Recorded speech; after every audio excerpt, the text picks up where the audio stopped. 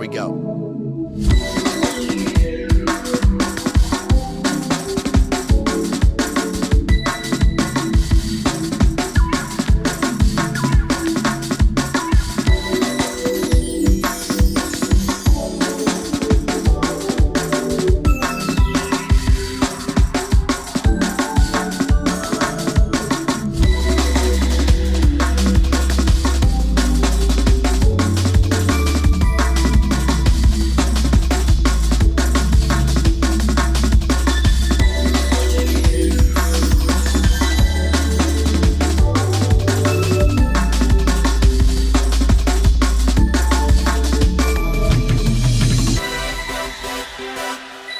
Come on.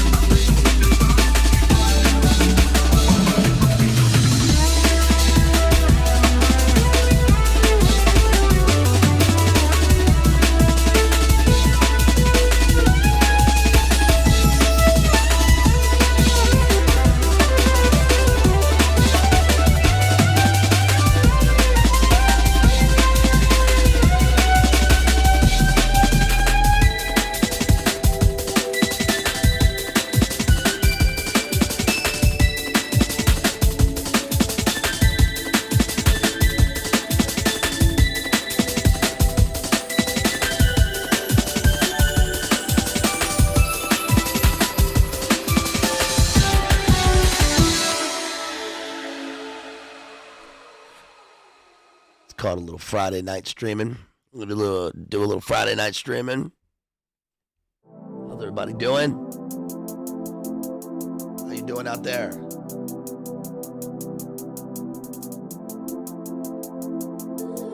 Let's get after it. Let's get after it.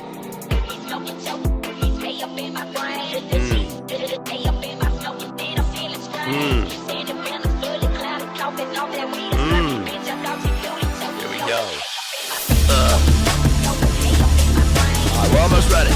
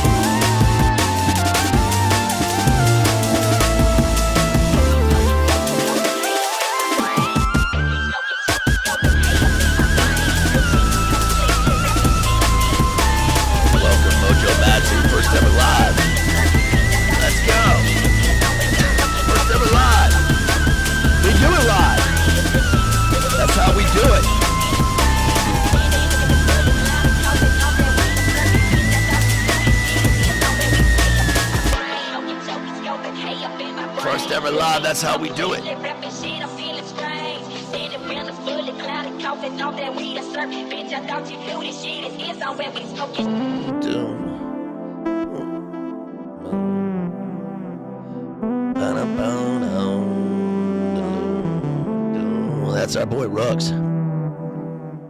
That's our boy Rooks. He's got a new song coming out in 2 days.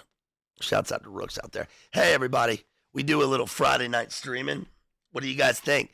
Tonight, we're just doing movies. We're having a little fun tonight. We're just doing movies. I'm extra raspy tonight. I'm extra raspy. It's called a little Friday night streaming. I hope the bit rate is going to do well for us tonight. I guess everybody's on the internet because it's a Friday night or whatever. But tonight we're doing Michael Mann. Okay, now we've done Michael Mann before a couple of times. Remember we did Heat, and we did Heat 2, of course. We talked about the novel Heat 2. They're making the movie of that right now. Coming out soon, I suppose. And we did The Keep, which was Michael Mann's 1983 movie. Right? Quentin Tarantino says that was a mess. It was a mess, okay? It was a mess, okay? And we're going to shut his butt down. But tonight we're talking about 4 movies. Originally we were going to do 2. Right? We were going to do 1981 Thief. And we're going to do the reboot of Miami Vice. But I had a nice fat chat from Mav there to do Last of the Mohicans. So I thought I'd throw that in. And while we're at it, Collateral. We're going to talk Collateral with Tom Coombe. Thanks if you caught me earlier today on State of the Nation, TNT. Shouts out to Hesher. You guys can catch that later. You can catch it when the podcast is reposted. But I was on the final segment there. We were talking about this phenomenon of grave robbing, body brokers, and ghouls, which is exploding. But I'm not going to talk about that now because that is for TNT. Right, extra raspy on this Friday night. But we are going to talk about Michael Mann because this is not the literary side of the channel, which is the main thing that we do here. Of course, The Keep was originally a novel by F. Paul Wilson, and Heat 2 is Michael Mann's novel that he wrote, cinematic novel. It's a good novel. It's good. Last of the Mohicans, of course, is James Fenimore Cooper. I'm not really going to talk about the novel, Last of the Mohicans, because I think I mentioned it in the last stream that I read it when I was in 4th or 5th grade, and then I read it again when I was, I think, my first year of college. And I'm not a fan of the novel, of that particular novel. And in fact, I read it, it must have been 5th grade because I read it right after the movie came out. And it is so unlike the book. That's not to say that it's usually, of course, the novel will supersede in every way the cinematic material. But this is completely different. And Michael Mann's Last of the Mohicans is actually based on the 1936 movie rather than the novel itself. It's a totally different Hawkeye, who's played by Daniel Day-Lewis. Thief, I think, is based on a novel. But we are just simply talking about these movies, and they need to be talked about. Of course, I'm not doing The Insider. I like The Insider. Of course, I like The Insider, and saw it in the cinema when it came out. But tonight is not on The Insider. It's not on Heat. We've done Heat. Or Black Hat. I thought Black Hat was okay. But these 4 represent kind of 4 different sides of Michael Mann in cinema. They're all different. They're completely different from one another. And where do you want to begin? I say we begin with Thief because it's the first in terms of the timeline here. So let's start off by talking about Thief, starring James Caan. And this is a great movie. It's, first of all, it changes movies. It's Michael Mann's really like his experimental dive into major cinema, and it really changes movies. It changes cops and robbers and the crime film. Heat, of course, is the kind of apotheosis of Michael Mann in terms of cops and robbers, right? But this one is interesting because it really has that 70s auteur feel, but it's clearly in the 80s, and it is a great movie. It's really it's stylized cinema, and one of the things that you get out of it immediately is, first of all, the soundtrack. The score is by Tangerine Dream, and it's fantastic. And Michael Mann's cinema and his music choices are important in his movies. We're going to talk about the score to Last of the Mohicans as we go on, but this one's great. You know, you can put on Tangerine Dream, Led Zeppelin. No, you can put on Tangerine Dream, and for a 10-hour loop, and just work all day, whatever you're doing, or put it on to go to sleep. And what we see in the movie is we immediately get what's kind of later referenced in The Keep, which is shadows and darkness. And we get this great scene where we're coming down in between buildings, and we get the fire escapes. And this is excellent. Michael Mann is Chicago. He's from Chicago. Heat is really, even though it's an LA film, it's purely LA. It has Chicago roots, as we got from the novel.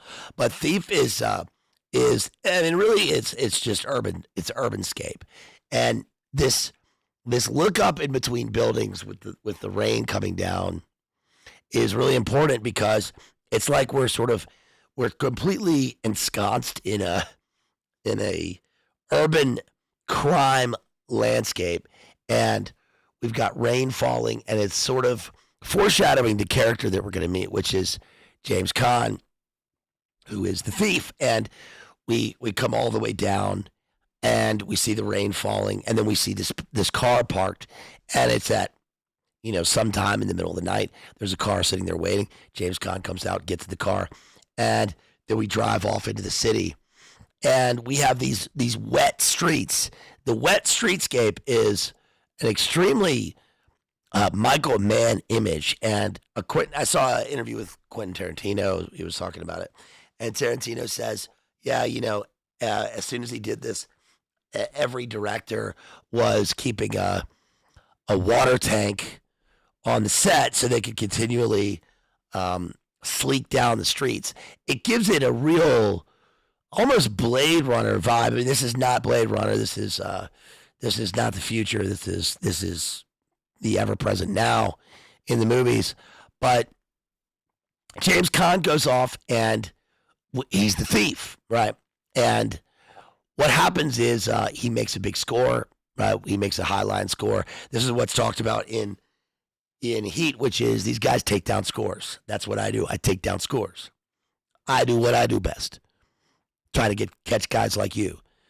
And James Caan is the highline thief, and he's very good at what he does. But he makes a big score. He finds the diamonds, and then we see him going through his system of cars and his replacements. And finally, the next morning, he goes to work. And it's funny because James Caan walking this, I've talked about James Caan before, like in The Godfather out.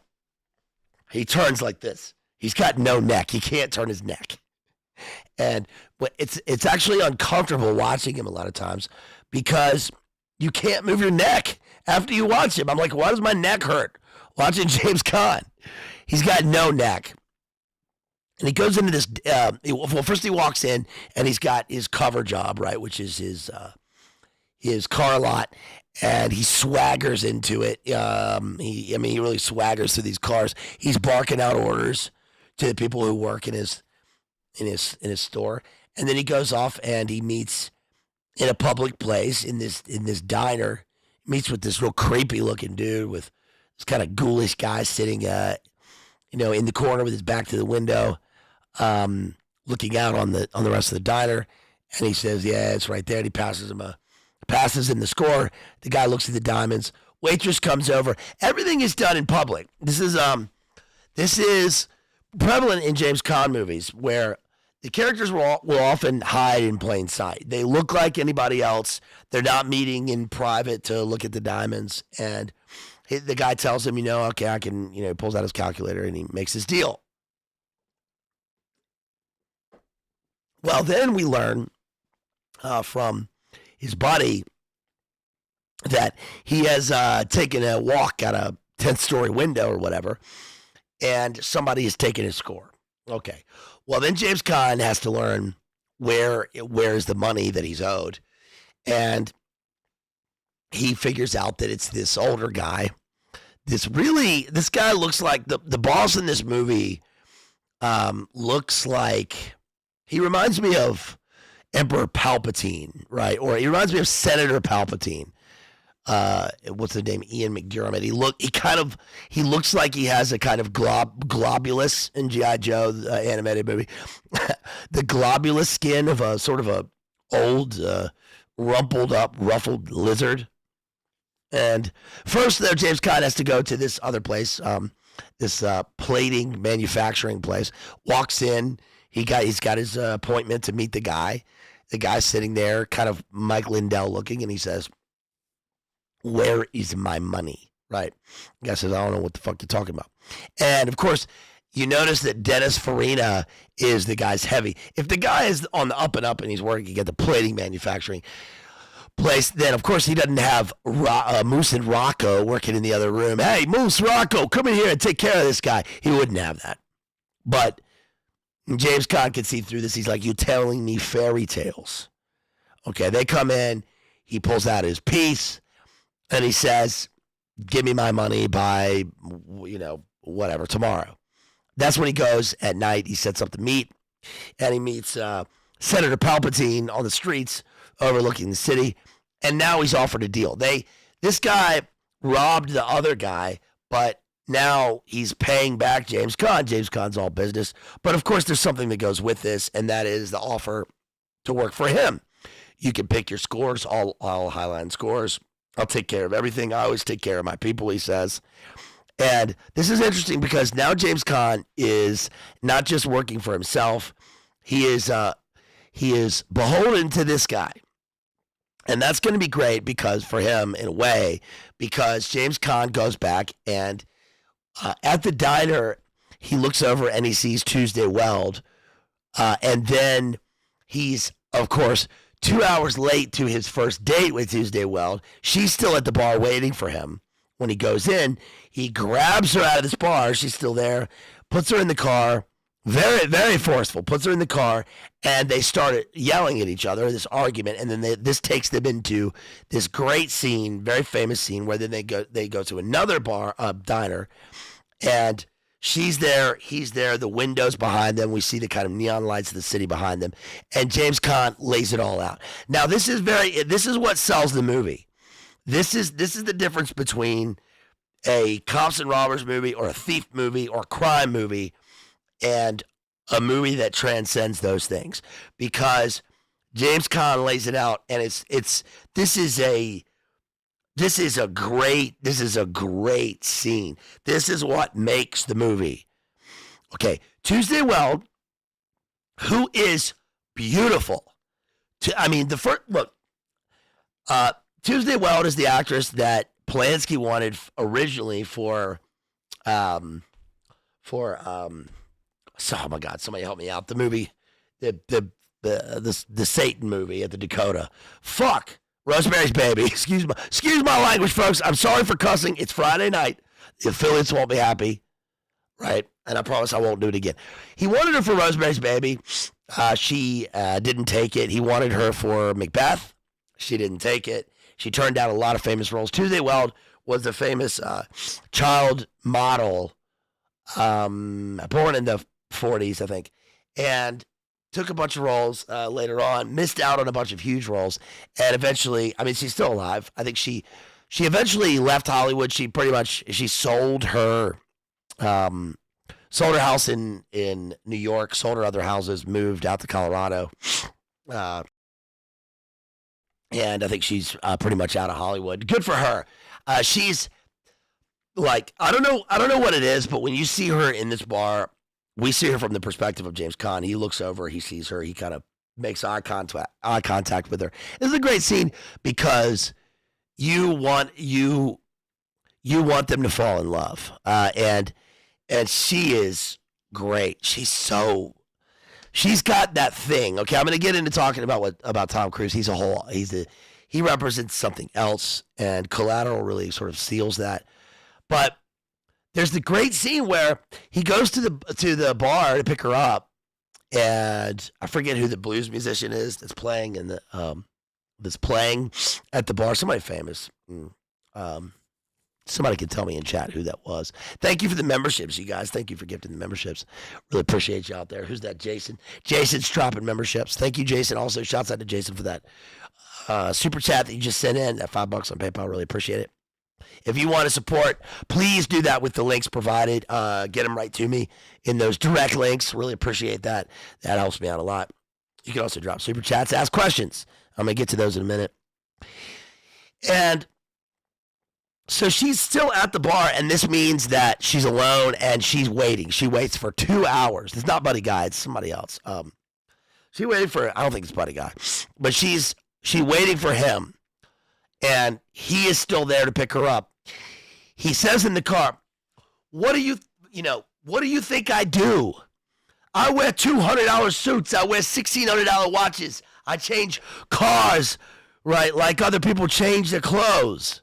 What do you think I do? I'm a thief. He says, I'm a thief. This is interesting. This is great. Shouts out to Blog Party out there, my friend. Hey, buddy. Because we have the honest thief in the movie, and this is really something different. You know, this is the opposite of Robert De Niro in Heat, right? I'm in metal, or like books on metals. Metal. Why, lady? Why you want to know so much about who I am or what I do? But James Caan lays it all out, and when they get to the diner scene, you know, she says she doesn't have time for this, and what we get is that she's just been in a relationship, and there's something going on with her former love who's gone, and he had some sort of Colombian connection, right? He was involved in something heavy, and James Caan says, what does he say? He's like, douchebag. What does he say? Loser. Douchebag. I forget what the word he says. Douchebag. He says, fuck this guy. Okay, forget about him. He's the one. And he says, when are we going to get on with this romance? And he's been talking to her in this place every day for however, 6 months. They've never been out on a date before. She looks good. She looks really good. And they fall in love. And this is correct. I mean, I don't know why I find this so special in this movie. I think it's because James Caan to me is not a likable actor. I mean, in Godfather, he's as Sonny. He is the most probably relatable in a sense. He's very emotional. He's remember, he's the guy that Don Corleone says, never talk about the family in front of other people again, right? Don't air our business. Shouts out to JW who just dropped a $10 super chat because she got a great ass, and you got your head all the way up it. She's, I think probably if I, watching this when I was younger, I didn't really care about that part of the movie. I probably did in a, maybe on a subconscious level. I thought that that's what drove the movie, but I didn't really pay attention to it that much in Thief. And now this really, I don't know, this really sold me for the movie because we get two kind of broken characters, and I maybe I'm just a romantic guy, or whatever, with a poet's heart. But this is really special to me because, two broken characters.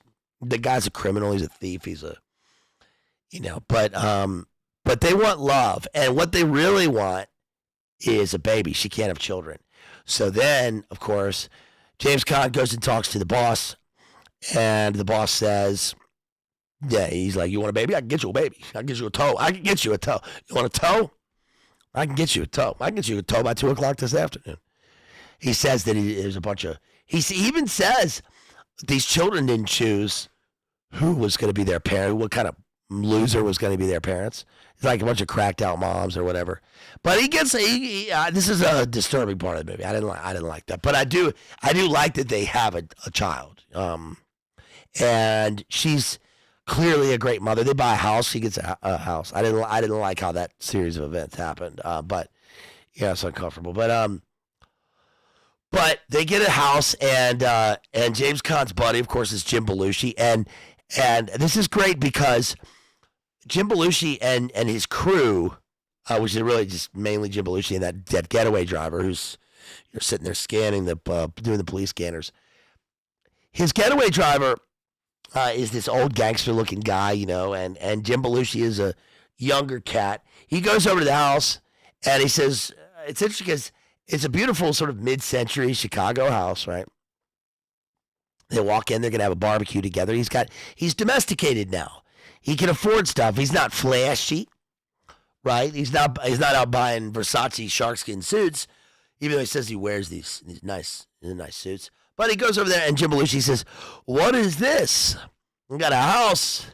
We got a pink tree. And it's funny when he says that because that's the first thing you notice when he pulls up is this beautiful tree outside of this house. And so he goes inside, and now he's got a house, and he's got a thing. Well, long story short, basically, he's got to take down a score, and he gets the big score. And the big score, he's also, the police start fucking with him, right? And these are, it's funny to see this in movies because these are the way pre-Big Nine type of city cops who are all, they have their own system. They go in there, beat him with the phone book and all this stuff. Why you being such an asshole, right? Why you gotta be busting my balls, right? And they want him to play along, and James Caan makes clear that, listen, asshole, right? I'm never gonna fucking help you. In the diner scene, the reason that was sold, by the way, is that James Caan reveals his backstory, and we get a. It doesn't function as needless exposition in this. We get a backstory where, damn, this guy's lived a tough life. He did a bid, when he was on the inside, he was going to be turned out by this huge gang, and he killed a bunch of people. He was in there for like stealing $40, and he had to survive, and then he got a bunch of years tacked on, right? And now that's where he's made his way into. He found the University of Crime when he was inside, and of course, he has a father figure played by the excellent Willie Nelson. Fuck! Almost forgot that. Holy shit. Holy shit. Willie Nelson? I'm not trying to freak out here, but Willie Nelson fucking rocks in this movie. He's got 2 scenes, and it's on the other side of the glass. He's just a guy. James Caan goes back, and he's talking to him through the glass. They're very close in the glass. He's on one side. He's on the other side. We see Willie Nelson, and Willie Nelson is James Caan's sort of father figure from prison. He's the one who we learn taught him everything. But, man, I'm telling you, you wouldn't have thought it. You wouldn't have thought. I bet when people saw this when it came out, they were like, Willie Nelson. I like Willie Nelson. My favorite Willie Nelson song is Angel Flying Too Close to the Ground. Have you ever heard that song? Man, I'm really, I tell you, I'm in my feelings tonight because so many of these things are hitting home for me. Well, I first heard that song in 2002 is the first time I heard that song. And it's because I was reading Sonny Barger's book about Hell's Angels. I just read Hunter S. Thompson, Hell's Angels, then I read Sonny Barger's book. This is the first time I went to England to auditioned for drama school, and I was reading that book, and I saw a video for Angel Flying Too Close to the Ground. It's a Hells Angels sort of anthem. It's Willie Nelson, and that song rocks, dude. That song is so awesome. It is so badass. And then you see Willie Nelson in this movie, and he says, there's a part where he says, "Get me out of here." And James Caan, he's got a long bid in front of him, and he kind of brushes off the fact that basically he's dying. He's got 6 months to live, And I'm telling you, this is great cinema. Willie Nelson didn't have to say anything in this scene. He could just look, and you see it. You see the change in his eyes. Cinema acting is all in the eyes, and he has got it. I instantly watched this, and I went, fuck, get this guy out. Get him out. So James Caan, of course, gets him out. There's an awesome scene where they go to court, and his lawyer, Mitch Hedberg, is in there talking to the judge, and this is great. This is like real Chicago shit. He says, Judge, I think we really need to get this guy out on good behavior. And the judge says, no, what am I going to do? I'm really worried. What am I going to do? I got to make a ruling on this case. What am I going to do? And the lawyer says, I don't know. You're really going to have to think about that, Judge. He's had good behavior. Right? And the judge is like, well, okay, I'll see what I can do for his good behavior. So they're bartering in plain sight, right? He's going to pay him off. He gets Willie Nelson out, and then, of course, the next scene is he's in the hospital. He's lying there. James Caan goes over. He talks to him. Willie Nelson whispers something in his ear. They ask, and then he dies. He flatlines, and he dies. And she asked him, Tuesday Weld asked him, what did he say to him? And he obviously bullshits something that he says to him. But this is very sad. And what we learned from James Caan is that the philosophy and the thing that's going to drive him, and that eventually is what is going to kind of break our heart in the movie, which is that he learned to be nothing. He learned to have no attachments. This is kind of a this is a Robert De Niro sort of philosophy in Heat, which is never let yourself get involved in anything that you cannot walk away from in 30 seconds flat when you feel the heat around the corner. He learns how to completely annihilate himself. Loss of ego, loss of nothing, because he says he learns in prison. You can't count time. You can't count time that way. And you have no attachments, no frills. And, of course, he's got his father figure. And now he has opened, Macaulay, right. Slick. Slick, say what? What? Slick, say what? Say what? Hey, man, this Slick is no joke, man. Slick, say what? Slick. Huh? Michael Chirito. Right? Got a big-ass peacock.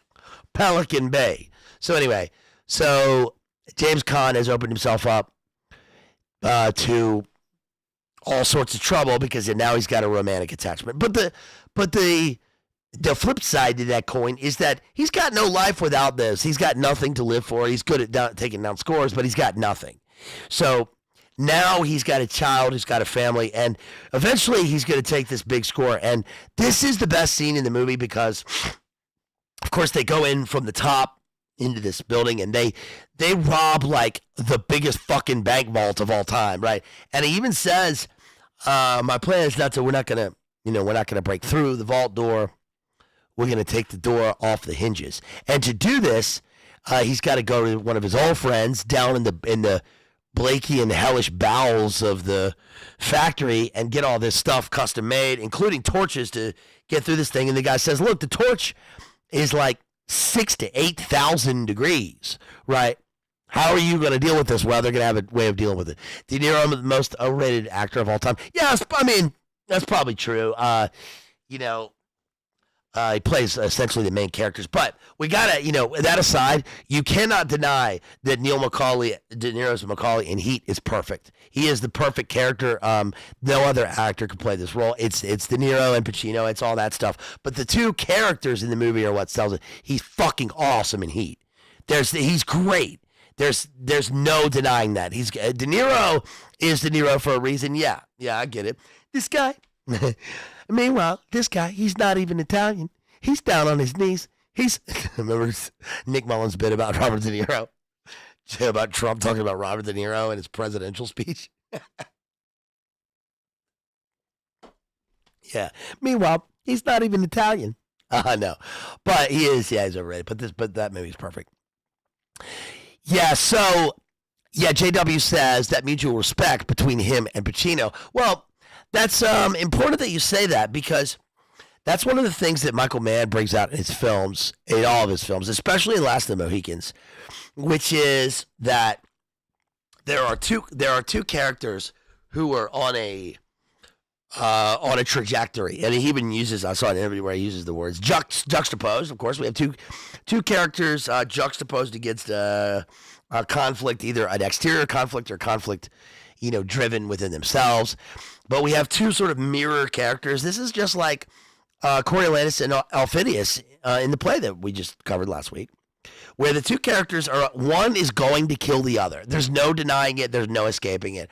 They are meant to do those things because of the roles they fulfill. And yet, those two characters can find solace in no one else but each other. They have a mutual understanding that nobody else can understand. Right? This is like Macaulay and Vincent Hanna in Heat. And this doesn't quite happen in Thief, but when James Caan breaks in through the ceiling, and of course, they torch this bank vault. And do you guys remember this? When they go in there, Jim Belushi, he sits back and he smokes a cigarette and he's looking at this score that he's pulled off. And Jim Belushi's the one who goes into the vault and gets the diamonds. And he steals more diamonds than you've ever seen in your life. This is like, it's like they're robbing the De Beers factory. I mean, this is like $100 million in diamonds. It's a huge score, right? The sparks, yeah, Jethro, the sparks are flying up. There's the steam and the smoke, right? There's so much labor put into this thing.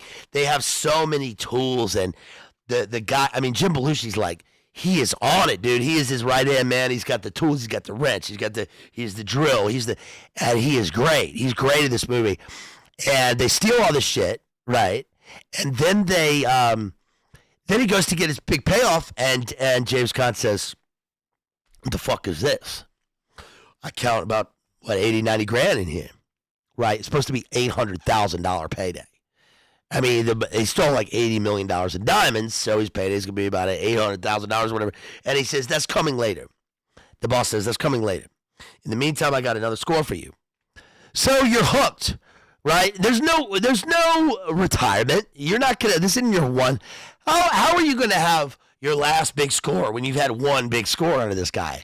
That was James Caan's, what he tried to set forth in the beginning, but it didn't take. And so his thing about having no attachments and he's not afraid. He's not afraid of this guy at all.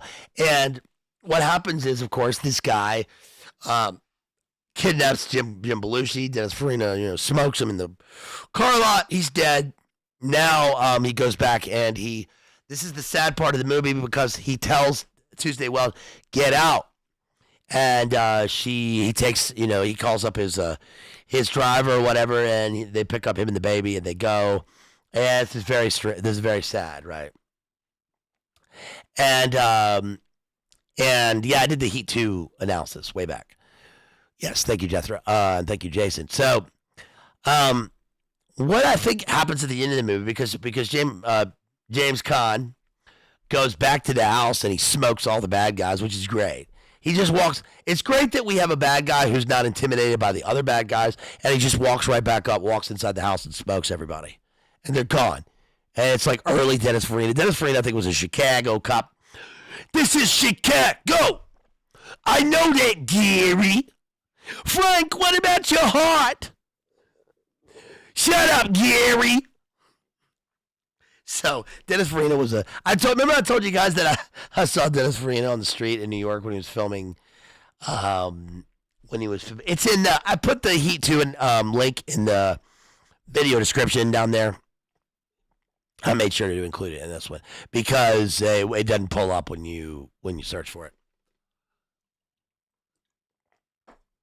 But what happens is he smokes him and then he walks off down the street into darkness, and it's not the walking off into the sunset that you get with the cowboy movies. It's in the darkness, and you're sad at the end of the movie, but you kind of have this hope that perhaps he's going to go find Tuesday Weld. Probably not, which is sad because again, that's his MO. But hopefully he will do that. Is the sound all right, guys? I keep, it's Friday night. Friday night's a little iffy. I think it's just because of traffic or whatever. But anyway, we'll keep going here. So what's up to everybody? Shouts out. That was Thief. So what do you want to go into next? I say we talk about. Let's talk about Miami Vice because that's what originally we were going to talk about here. So if you want to support me, please, there you go. Jethro dropped the Heat 2 link in there.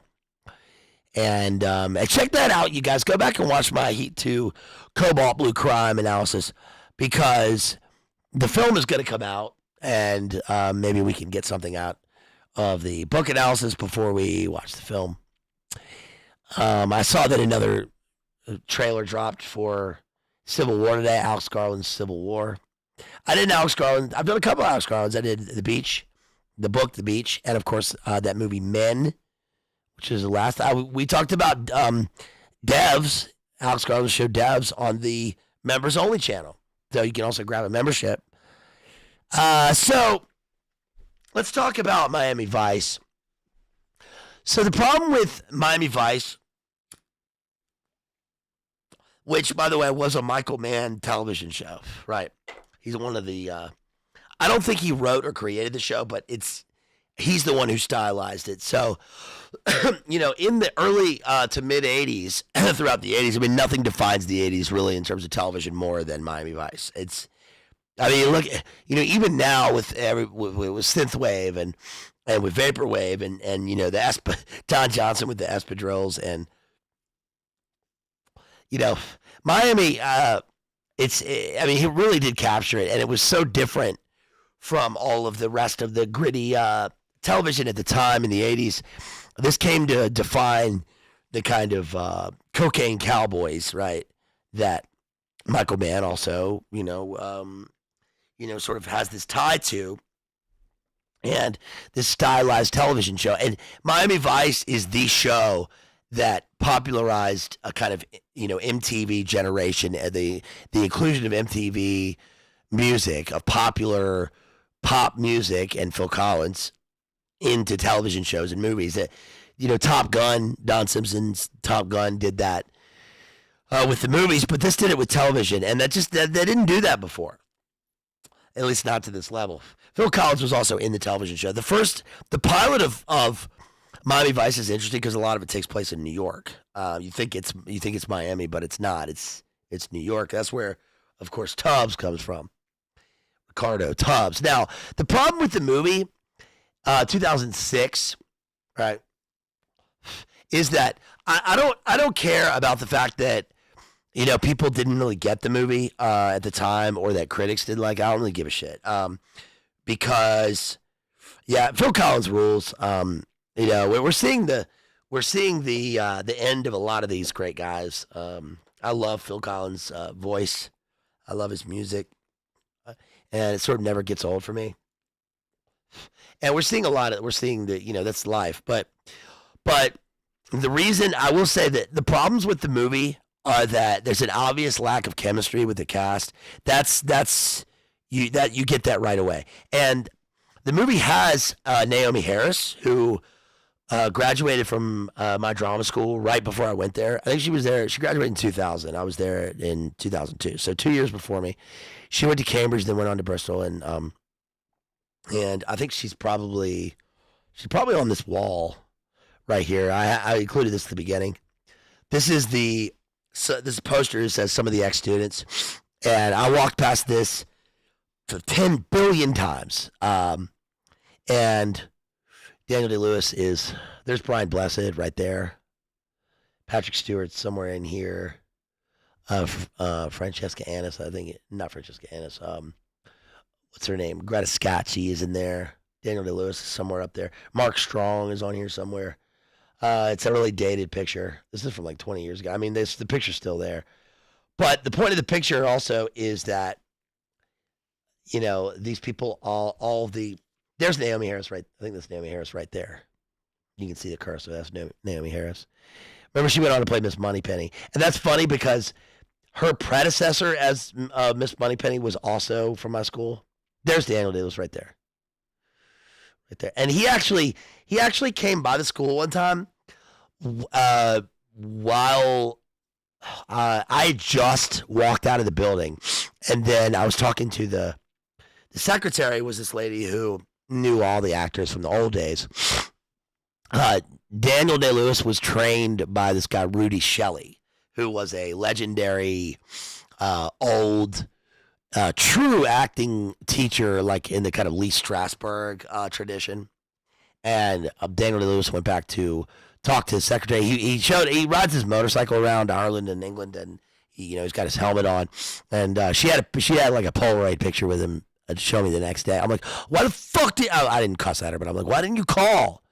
She's like, well, but that's one thing about drama school is that the actors, the film actors are not like, they're not above the training. They're not above the especially the theater, the stage actors. They are people that went to the school. And the point of it is, just to find work, I suppose. But I was really mad that I missed him because it was right when he was in Gangs of New York. We all watched the Oscars that year when he got the Gangs of New York Oscar nomination because I wanted to see him win because he went to school. And then of course that lady Olivia Colman, she went to my school. She also won. Jeremy Irons is up there. Anyway, whatever. So Naomi Harris is in the movie, and I gotta say they didn't do well with her in the movie. I don't know why they approved or made her do this terrible New York accent. It doesn't fit in the movie at all. Justin Theroux's in it. You don't really remember him. John Hawkes is in the movie for a brief few minutes, and he's great. But there's no chemistry between Don Johnson and Jamie Foxx, clearly. And because I think what happened here is that the budget on the movie ballooned. And Jamie Foxx, between the conception of the movie in the early 2000s and then when it went into production, he was responsible for getting Michael Mann to make this movie. And between that and 2006, when the movie premiered, he'd won an Oscar for Ray. So now the question is like, why would he agree to do the movie when he plays the sidekick in the movie and he's clearly the bigger star? That's probably what he was thinking, and also that what is the point of having the two actors when play these roles when they're the same role? So in the television show, there's a clear contrast between Ricardo and Crockett.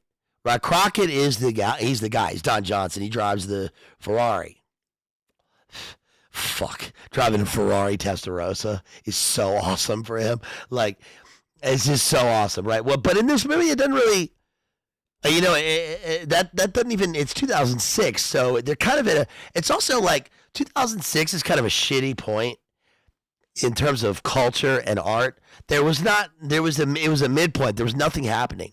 This is, between the end of the 90s and the Big Nine, and then the latter 2000s, when 2007, 2008 especially, there was an explosion of amazing films. Children of Men was 2006. I think The Departed was around that time. And of course there were good movies like in 2004, and early 2000s, but 2005, 2006, there was not really much happening.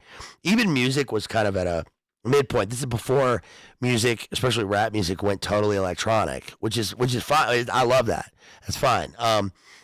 And but that's that's gone all the way up to now. So now we're in G reset era, and we're kind of waiting for the next thing. There's some big shift in music that's about to happen, but there's not really much happening right now.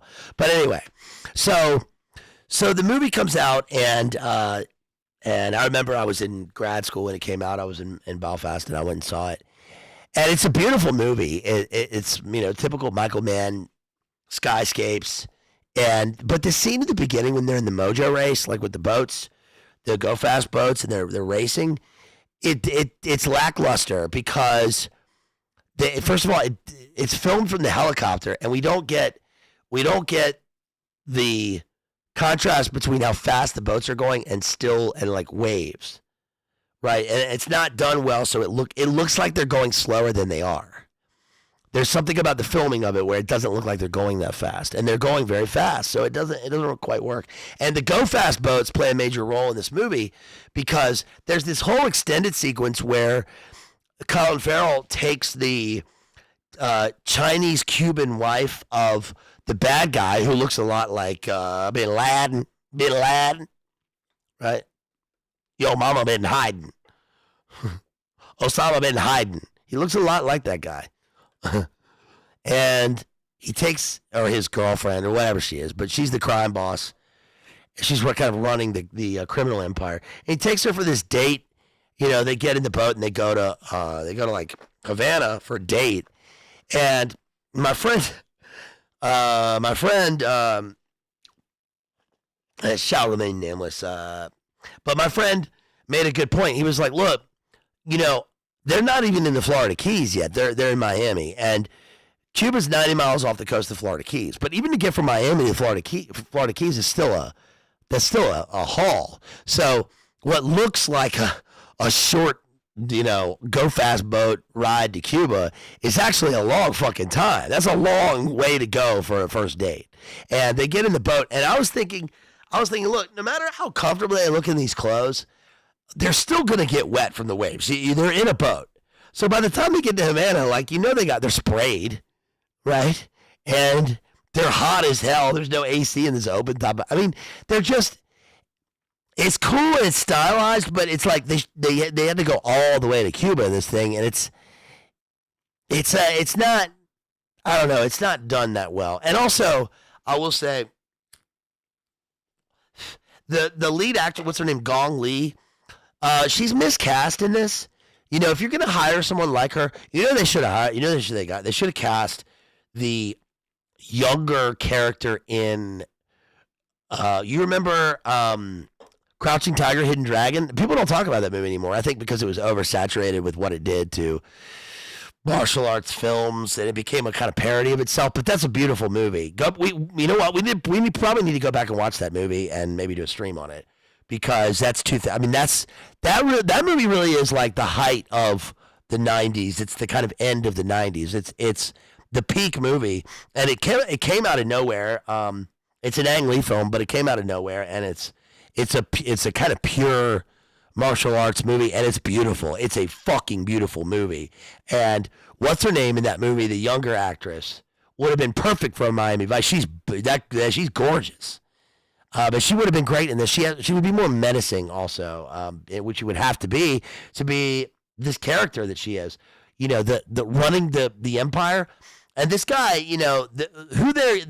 Okay, so here's what happened in Miami Vice. So they're in a club or whatever, and they are the Vice Squad. So they've got Dominic, that guy Dominic, who was just in Reptile. Remember, he was the bad guy in the Reptile movie with Benicio del Toro.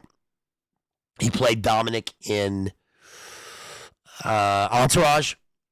Well, that guy's one of the cops, and he is the Mark or whatever. He's the John for hooking up with one of the guys who was the bad guy in Casino Royale. And he's like, nah. He's like, big up, a squad, bomb to Kingston, and many girls swerve to the right. I move to the left. Yeah, as long as the ye, that's it. I move to the left. I swerve to the right. Well, he hooks them up with this girl in the club, and we see that she's clearly, this is like, this girl's been kidnapped. This is G-Max, and they're like doing awful things, and they got to go rescue her. Jamie Foxx is he's got to play the white knight, and Colin Farrell's got to save him. Have you seen that American Dad episode with where John Hamm is like, the more you know, right? We know you think you're doing the right thing, but just keep your eyes down and keep walking. So, but he tries to, call 1-800 Don't Be a Hero. Anyway, then they get a call from John Hawkes. John Hawkes is a CI driving real fast on this bridge. They somehow managed to catch up with him through their comms and through their helicopter, kind of like what they do in Heat. But it's not done very well here. And their CI's in trouble. And he says, I had to give everybody up. They had my girl. And so we learned that John Hawkes is a CI, and that his girl has been kidnapped by a gang of what I guess the media would later call are the J6 people in the movie. Right, they are part of the Ryan Nation, and they've kidnapped the girl, and they're going to torture her or whatever, and then they're going to kill her anyway. So she's gone, and then John Hawkes he's broken cover for all these people. He's given up all the cops. Well, that's going to later come back into play because they are going to be the point of contact for the Colombians.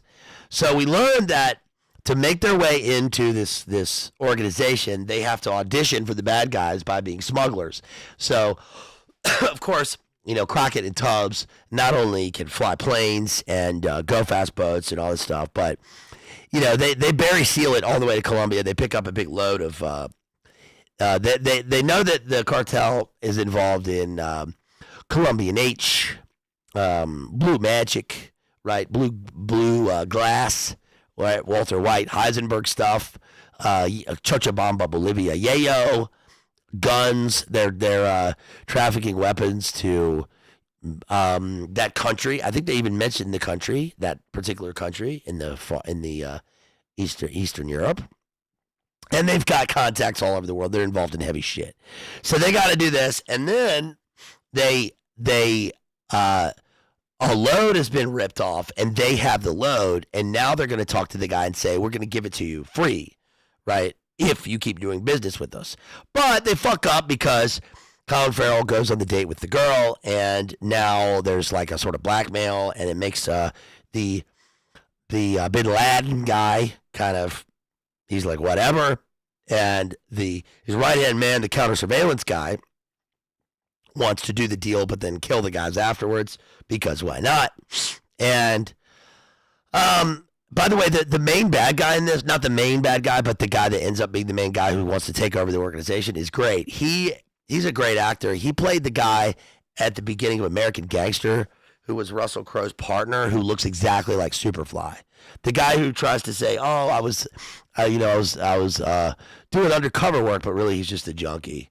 And then he jumps out of the ambulance or whatever. He's a heroin addict. He's on the Blue Magic. He's that guy. Yeah, that guy's great. He's a great actor. But the movie gets kind of, all those are the takeaway. I know I've just kind of ripped the movie up, and I sort of meant to do that. But the movie is actually underrated because the good parts about the movie, the stylization, really outweigh all of the incongruous bad things in the movie. For one, there's the one scene alone, the I hate to bring up like the cinematography, the cinematography. The cinematography in the movie. But that scene when they're flying that plane and they spoof the radar and they get back into the country, and when they're flying, the camera work is looking at the clouds rising. There's a storm rising, and they filmed this like during hurricane season in Miami, and they had to go to the Dominican Republic and all this stuff. But that scene alone is really beautiful, and it's poetic.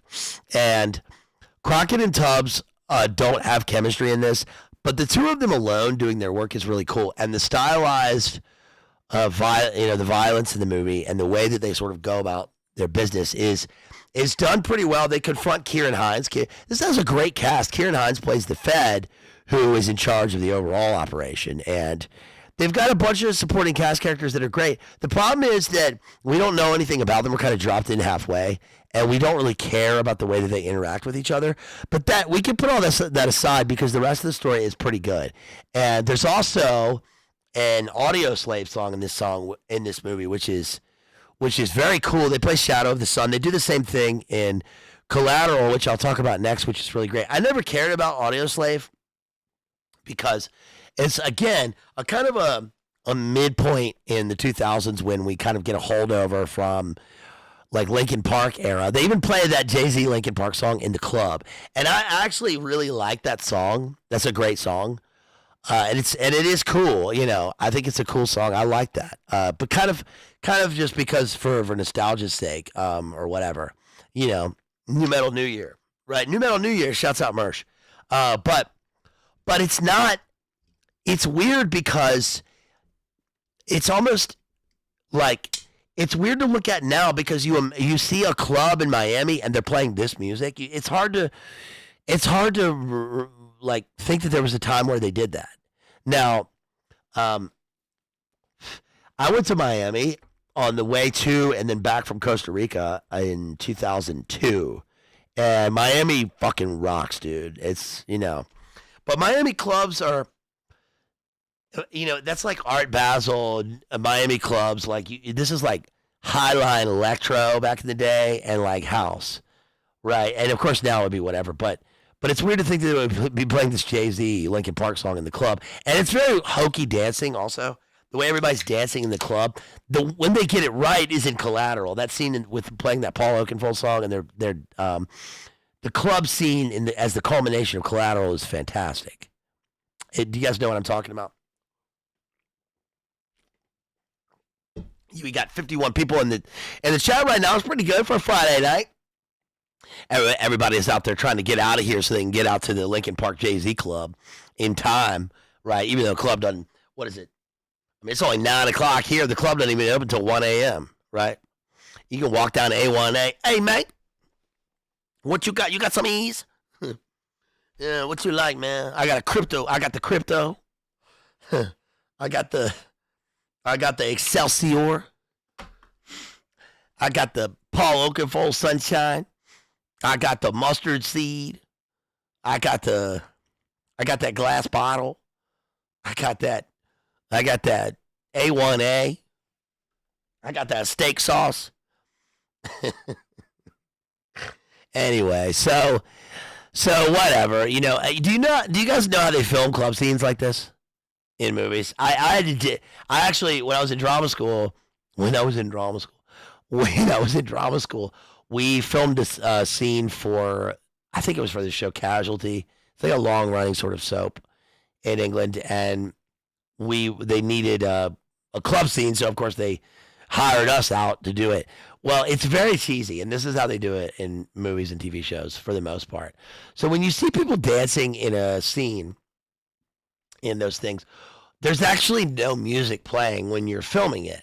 So like the directors, the AD will be standing there and he'll be like, all right, everyone start dancing.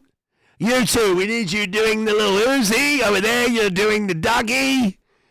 And cut, roll tape, speed, action. And you're standing there like a dumbass pretending to dance.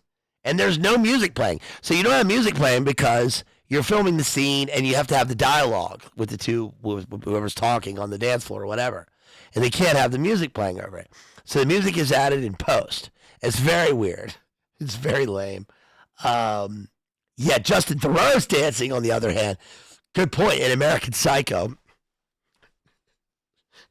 that movie's doing. He's like, that's a great scene. They don't have good bathrooms to do coke in. Sorry, dude. Whew. Steroids.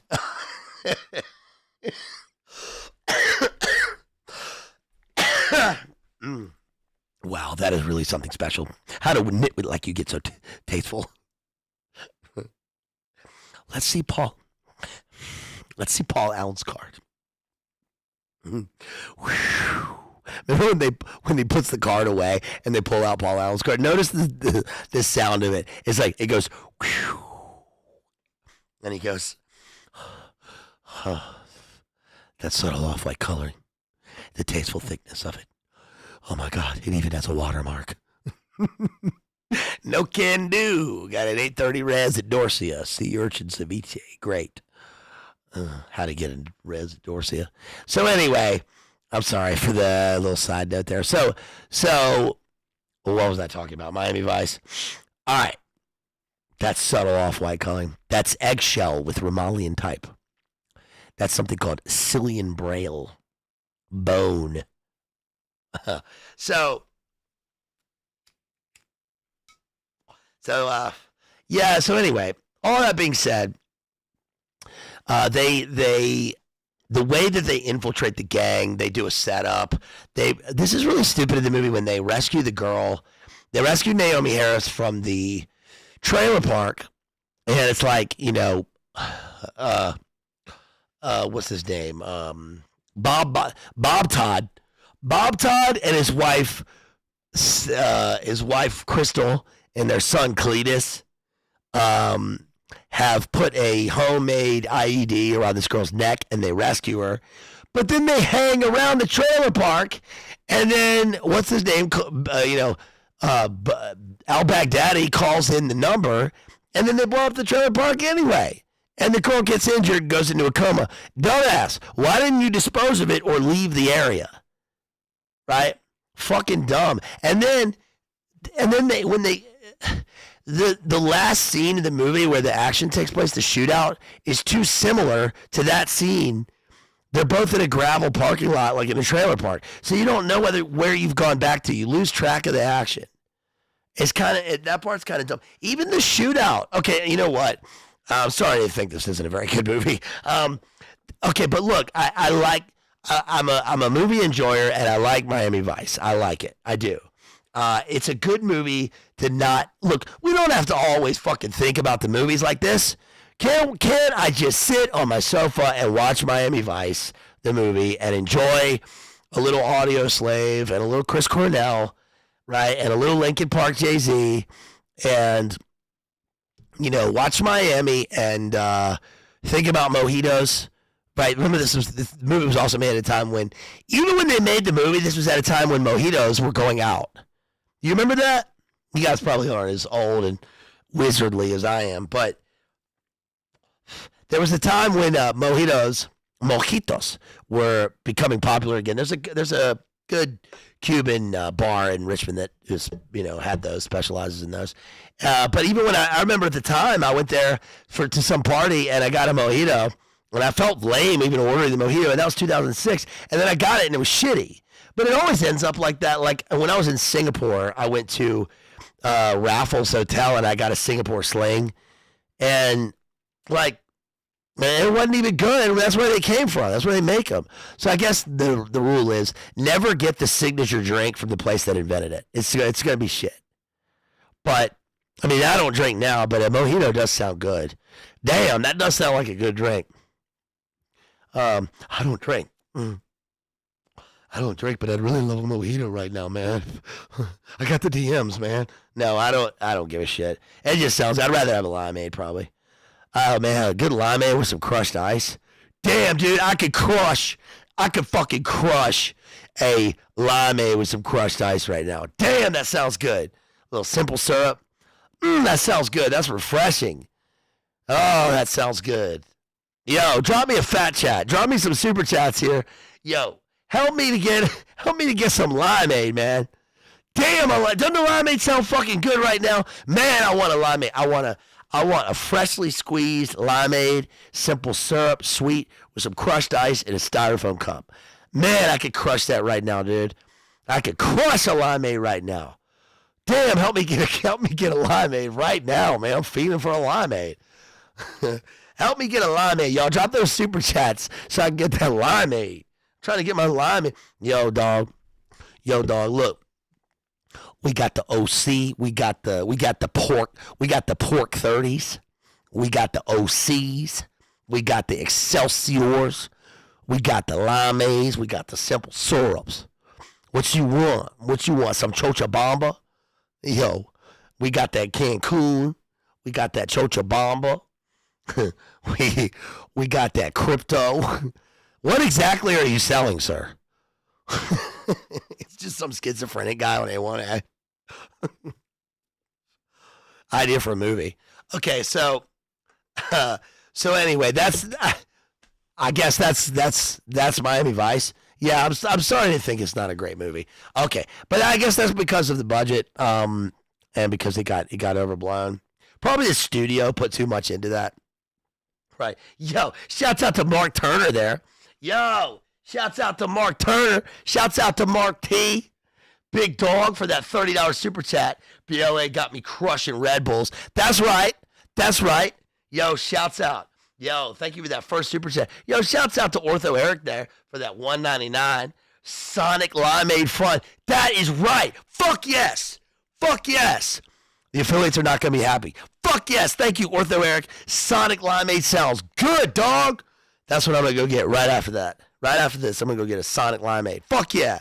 Yeah, hell yeah, dude. Thank you, man. Appreciate it. Thank you, guys. Yo, hit me up on that PayPal, that Cash App. Help me get a Sonic Red Bull.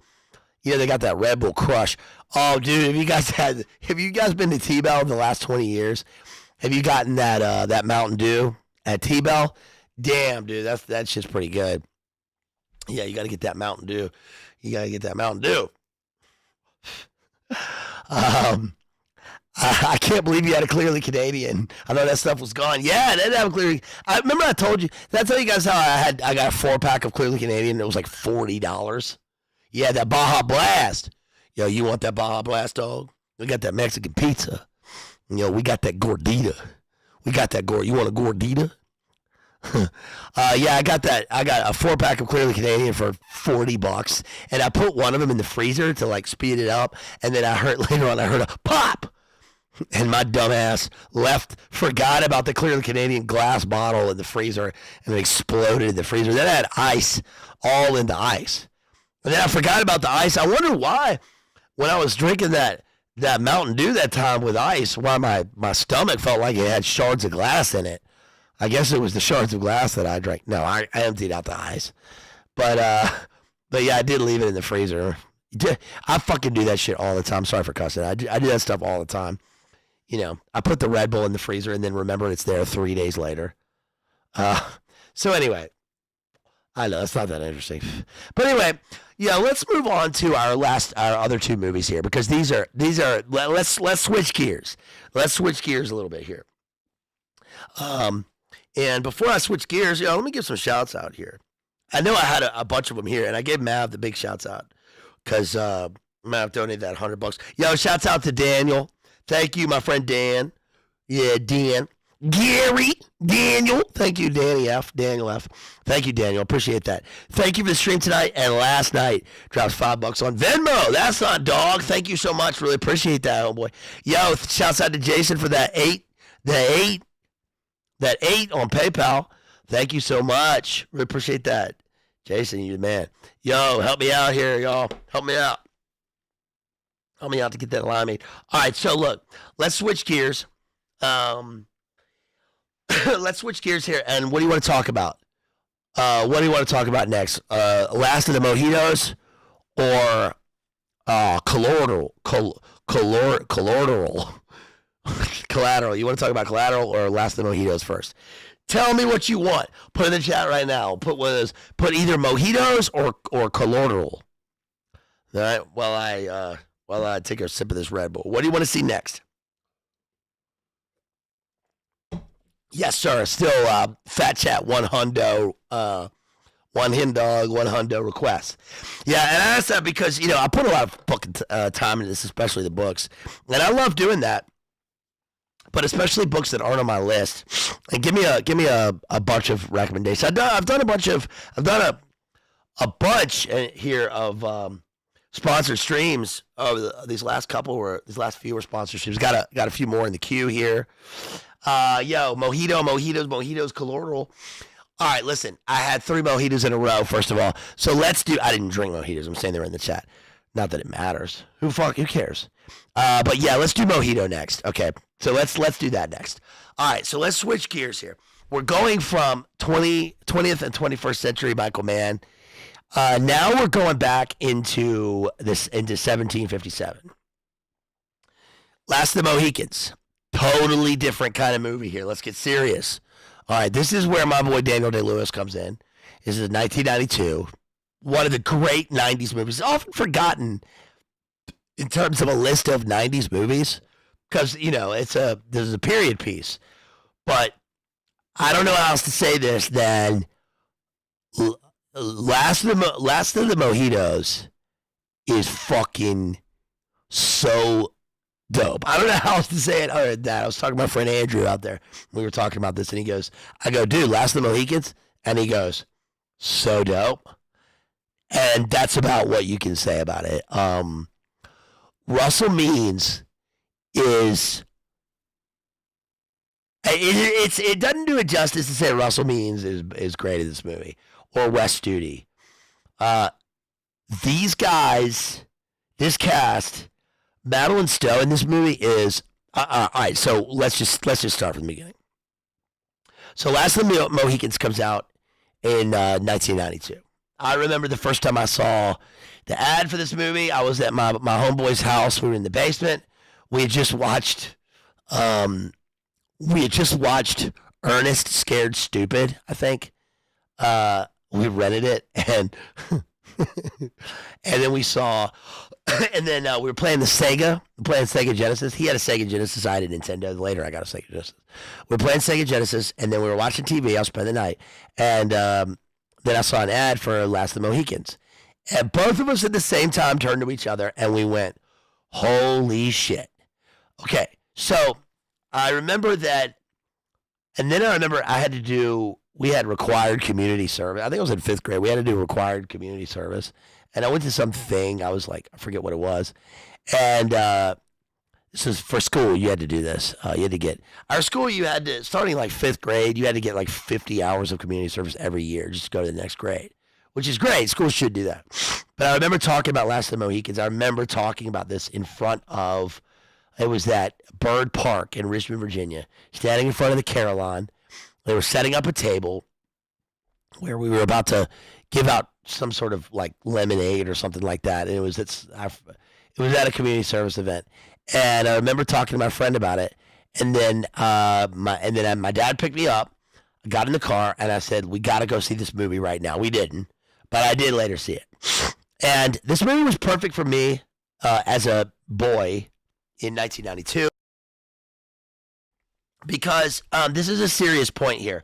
So the movie is about Hawkeye, who is he's an Anglo. He's a Euro Anglo whose parents were killed, and he was adopted by Russell Means, Chingachgook, who is literally the last of the Mohicans, and he's got a son. He becomes the last of the Mohicans, but he's got a son, and so they formed this unit. There's a kind of triumvirate here. At the beginning of the movie, we see the pure New World unbroken forests, which have been there since the beginning of time, and it is plush and deep and pure.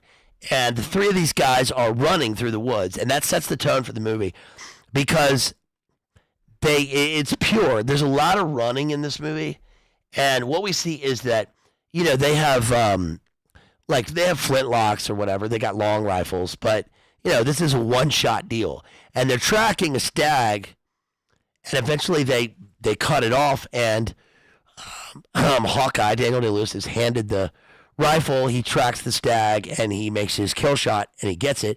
Stag, this is a great scene. Stag falls over dead into a kind of falls off a kind of a levee, and they walk down to it, and Chingachgook is the father figure here, and he says, thank you, brother.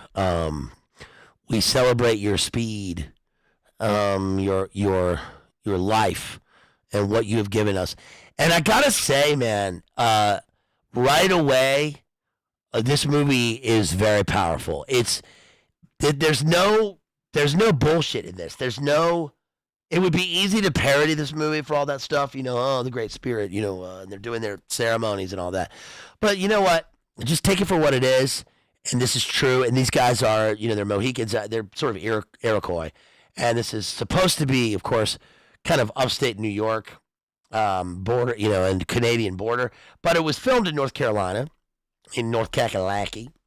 And damn, it looks good. I kind of, one of the things I was mad about when it came out was I was actually mad in 5th grade about why didn't they film it in Virginia. But there is a difference here. I mean, even from the texture of the movie, there's even though we're all, it's kind of Blue Ridge Mountains and this mountain system.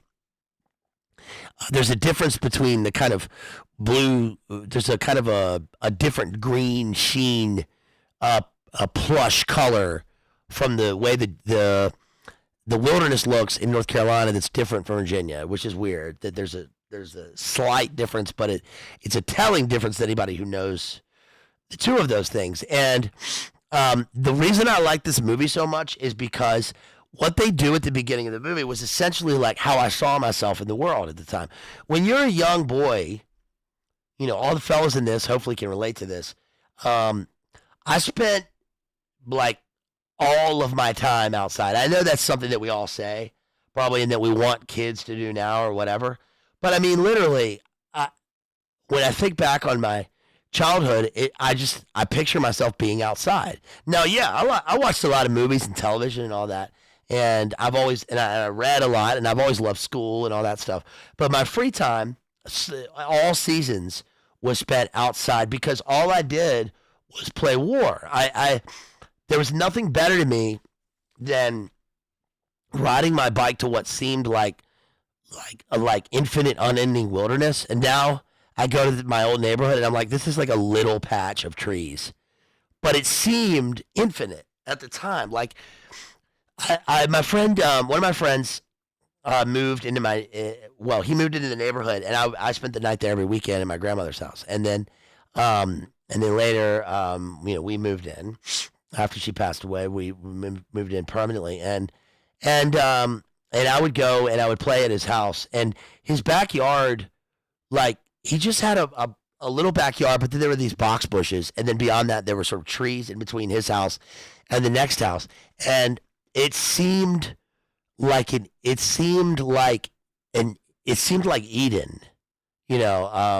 when you're like 10 to 12 years old. And what we would do is we had like cap guns and stuff, and we would go out back and like we would crawl, like we would hide like under box bushes, and like we would hide from the bad guys, or we would make forts. And like he had this next door neighbor, and I remember we used to spy on the neighbors all the time. We never really saw the neighbors; they were never home. But we would crawl under the bushes, and then we would try and sneak as close to the house as we could because we imagined the bad guys were inside the house, And like it just seemed like infinite, and we would just run.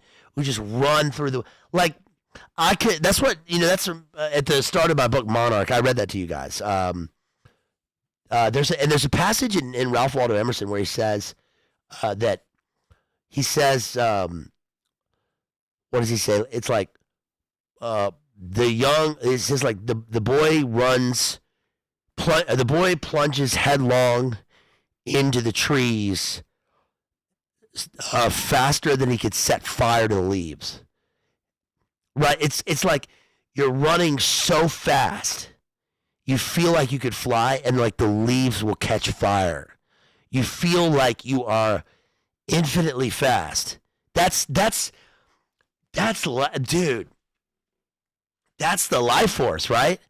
That's where life is fiery with its beauty, its incredible detail, right? I mean, that's true. That's true. That when you're young, you have infinite possibilities. You'll live forever. You're never going to die. You're going to live forever. You're living forever right then. And like, I could fucking do anything. You know, I was the things. I was a SEAL. I was a warrior. I was a Mohican. I carried a dagger. You know, and I had like a machine gun, and there were bad guys all in the trees, and you could never die. You know, and nothing fucking ever hurt me. I could never get hurt. I could like a tree could follow me back then, and I just jumped right through it. I could jump 30 feet into a canyon and never, and that's the way the movie is, because they're at one with nature. They are completely camouflaged by their existence. They fit in. They're like, they go with breeze. They go with, it's very powerful. It's very well done. Now, the reason this is so well done in the movie is because I mentioned before in a stream about, when people always, I'll say this one more time. When people say Daniel Day-Lewis is a method actor and all that bullshit, none of that really matters. And if you were to talk to him, he would probably say that. That doesn't matter. It's not a thing. It's a thing in that it's become that thing, so that it's become that way by connotation. I mean, it might as well be called method acting now, but it's not really that. Method acting is a Stanislavski method. That's an urban acting. That's when you have an adult character who accesses the emotion as seen by digging deep into his own memory. So if I'm in a scene in an apartment building and I gotta cry, then I dig deep into my bones and I think about a time in my life where that happened, and then I access that, so it becomes true. But there's a lot more to that. I'm just saying that's a sort of a basic thing. But Daniel Day-Lewis is a kind of a nexus point between two styles, like a classical acting and a modern sort of method acting. But what he really does is it's just preparation. This is acting preparation. So I know that when and this isn't really, I'm not doing like a behind the scenes thing here. I'm saying how this is achieved in the movie. So in order to, if you're going to make a movie and you're going to have a character who is so different from modern life, right? You're going to have a guy who is adopted by Mohicans, and he's in 1757, and it's not even a country yet. We're in a colony, and it's the French and Indian War. All those things are completely foreign to us in terms of their exterior, in terms of their framing. So what do you do if you're going to have a character who's like this? Well, I suppose you can just pretend. Basically what it comes down to is pretend. But in order for the audience to believe it, this is why it's a great movie, because audiences, you would think that movie-going audiences really are kind of dum-dums because of the fodder that they give us, but it's not true. Your average moviegoer who goes to the cinema is extremely adept at filtering bullshit. We know when we're being fed, and this isn't just me or you. This isn't just us. This is the average person out there going to see movies in the movie theater, right? We know immediately. Think how many times you've walked out of a movie, or especially a bad movie, and you've heard randos talking after the movie about what was good and bad about the movie. That alone kind of shows you. Now, you lose a bunch of that. Those people normally lose that. But in order for us to filter through the bullshit of what they're giving us, if it's going to be good, we have to believe it. And for it to be believable, first of all, there has to be something in the eyes. But when it's action sequences, we have to believe that the actors, we have to believe that the people we're watching, we have to access a suspension of disbelief, as Coleridge called it, and that has to be given to us freely. Right? Does that make sense? In other words, we instantly lose when we're watching the movie that we're watching three actors running through the woods. We don't even think of that. We're thrown into the scene and we immediately believe what we're seeing. We believe that we're in this time, and that's because the way that the characters move and the way that they communicate with one another, and they barely talk, we believe that they smell the things that they smell. We believe that the stag has not heard them and has not seen them and has not smelled them, right? They're downwind, for instance. When they look at tracks on the ground, which is what they're doing pretty much the whole movie. We believe that they know the difference between looking at a hole in the ground and a deer track. We know the time of day, that they know the time of day that the deer has been on that path. We know the hoof print. We know the depth of the hoof print or the way that the leaves bend because they notice these things and they're not exterior. They seem to be coming from the inside of the characters. That's why it's a great movie. So what we learn in this movie is that when they get back to their settlement, that we're in pioneer days and they are, they're carrying their kill and they shout out when they're walking through the grass. And this is great, man. But if you're a homestead person, this is your dream right here because they're in a log cabin. They're in a clearing. We see all of a sudden the perspective changes. We've got a family inside sitting there. There's a hearth blazing. They hear their name and there's a community of people. They're on the edge of the fucking earth, dude. They are in a place where no people have gone. Even the people who are there are very few of them, right? There's, that's another reason why this is great because when you see these scenes of wilderness, it's when you see someone pass through or across the camera, it's almost like a specter, like a ghost, that a person has even been in that one place. This is the new world. So there's a community of people, which is crazy. And they go inside and they are sweet to each other. They're kind, they're giving, and that seems to be great.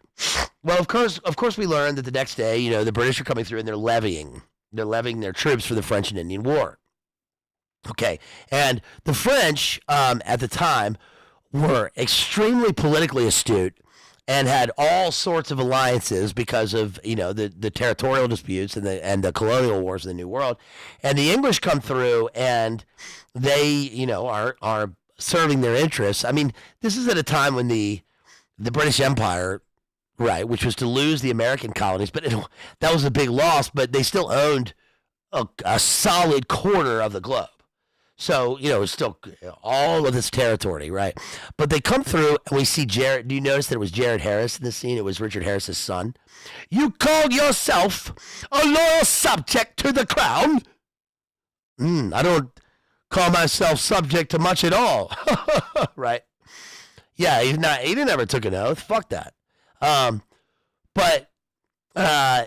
The English come through and they are they're redcoats. They have their gold lining on and all that stuff, and they're fighting their war and they're levying troops. And one of the guys says, "I, Nathaniel," they're going to go fight. These guys are going to go fight, right? Everybody in this movie is great, and so then we learn that when they take off and they're walking through the woods, they have Magua. Magua is their guide, and Magua is aligned with them to go. He's actually an agent. He's actually aligned with the French, but he claims to be aligned with the English. They don't know the difference, and he's going to take them up there. But Magua's leading these guys through the woods. He turns around, walks the other way, and immediately tomahawks a guy right in the neck. And they ambush these guys in the woods, and then we get Madeline Stowe and her blonde friend. And they're about to be killed, and then all of a sudden Daniel Day-Lewis and the squad shows up, and they save them, right?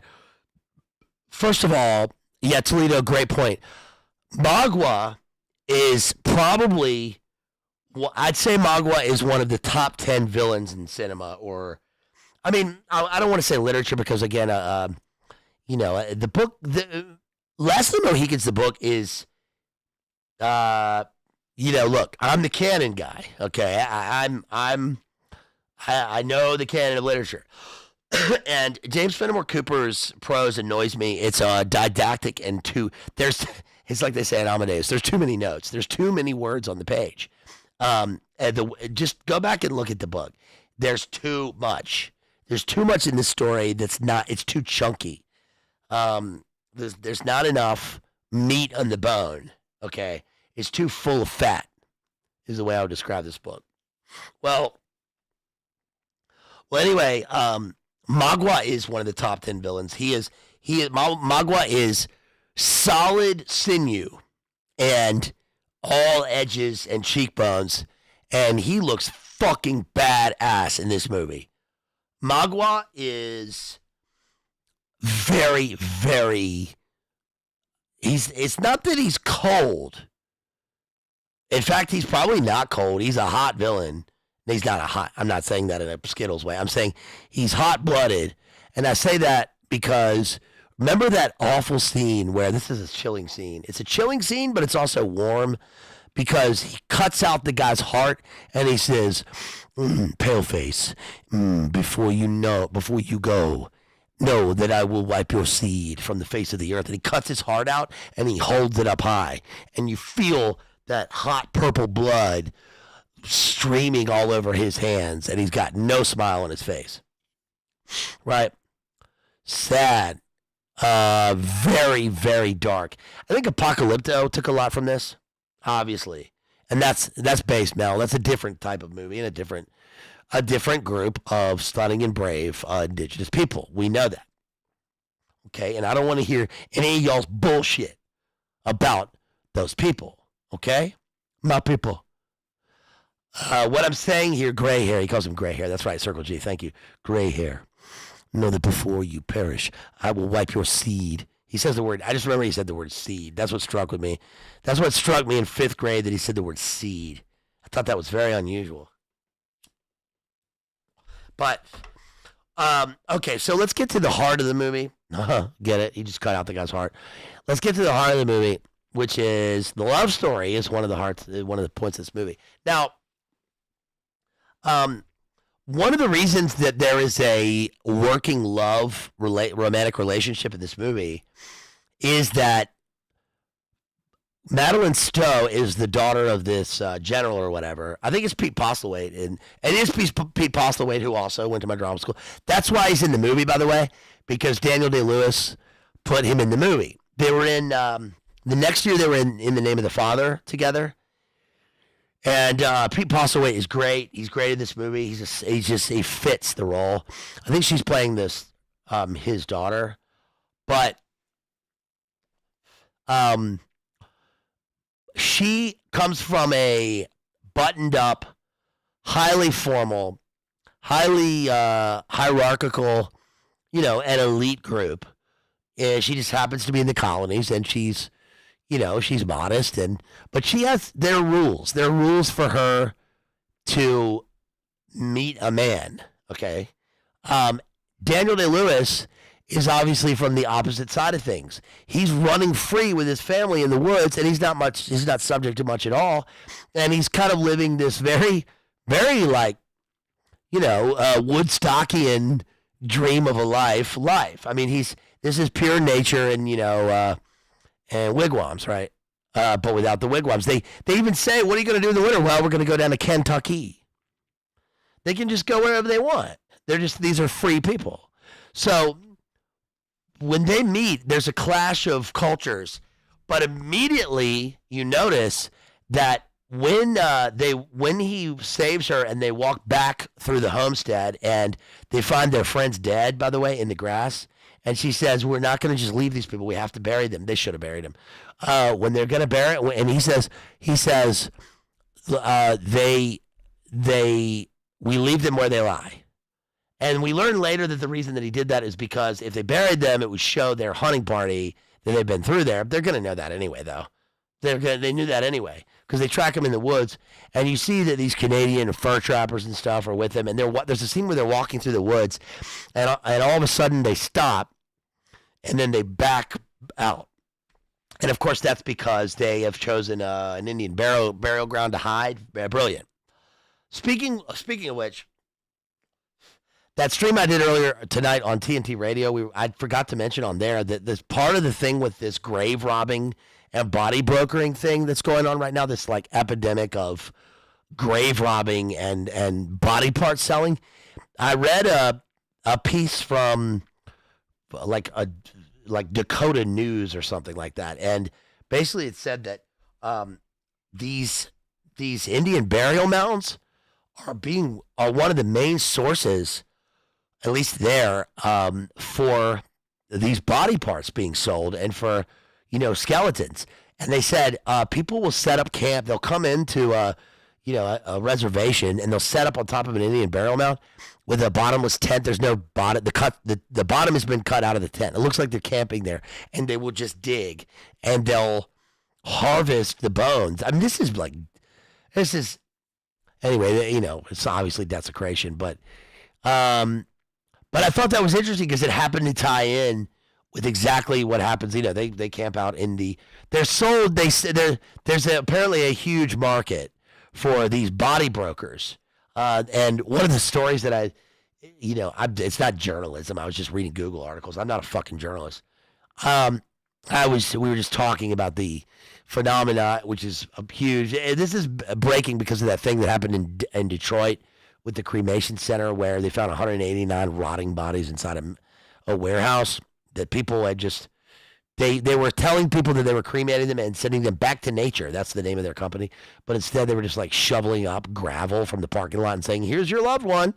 And then one lady found out that like her great aunt had been sold to a military base to use as target practice. They'd cut off the head of somebody and sewed it onto the body. And they were using real human remains to shoot through and all this stuff. And it's fucking like the most ghoulish thing that you can imagine. But anyway, they're camping in an Indian burial ground in the scene. But you notice when they're doing that he's lying under this log and he's got his long rifle trained on the group. And what does she do? This is Bazed. She comes up, she grabs the pistol, and she's gonna help out. She's there. This is great. This is different from, this is not the helpless woman in the movies who can't do anything. Oh, what do we do? And it's also not the, move out of the way. I'm the one who's good at weapons. It's not that. She's there to help this guy. She's there to help her man. She's gonna take care of these guys if it comes to it. And they have this is where chemistry works.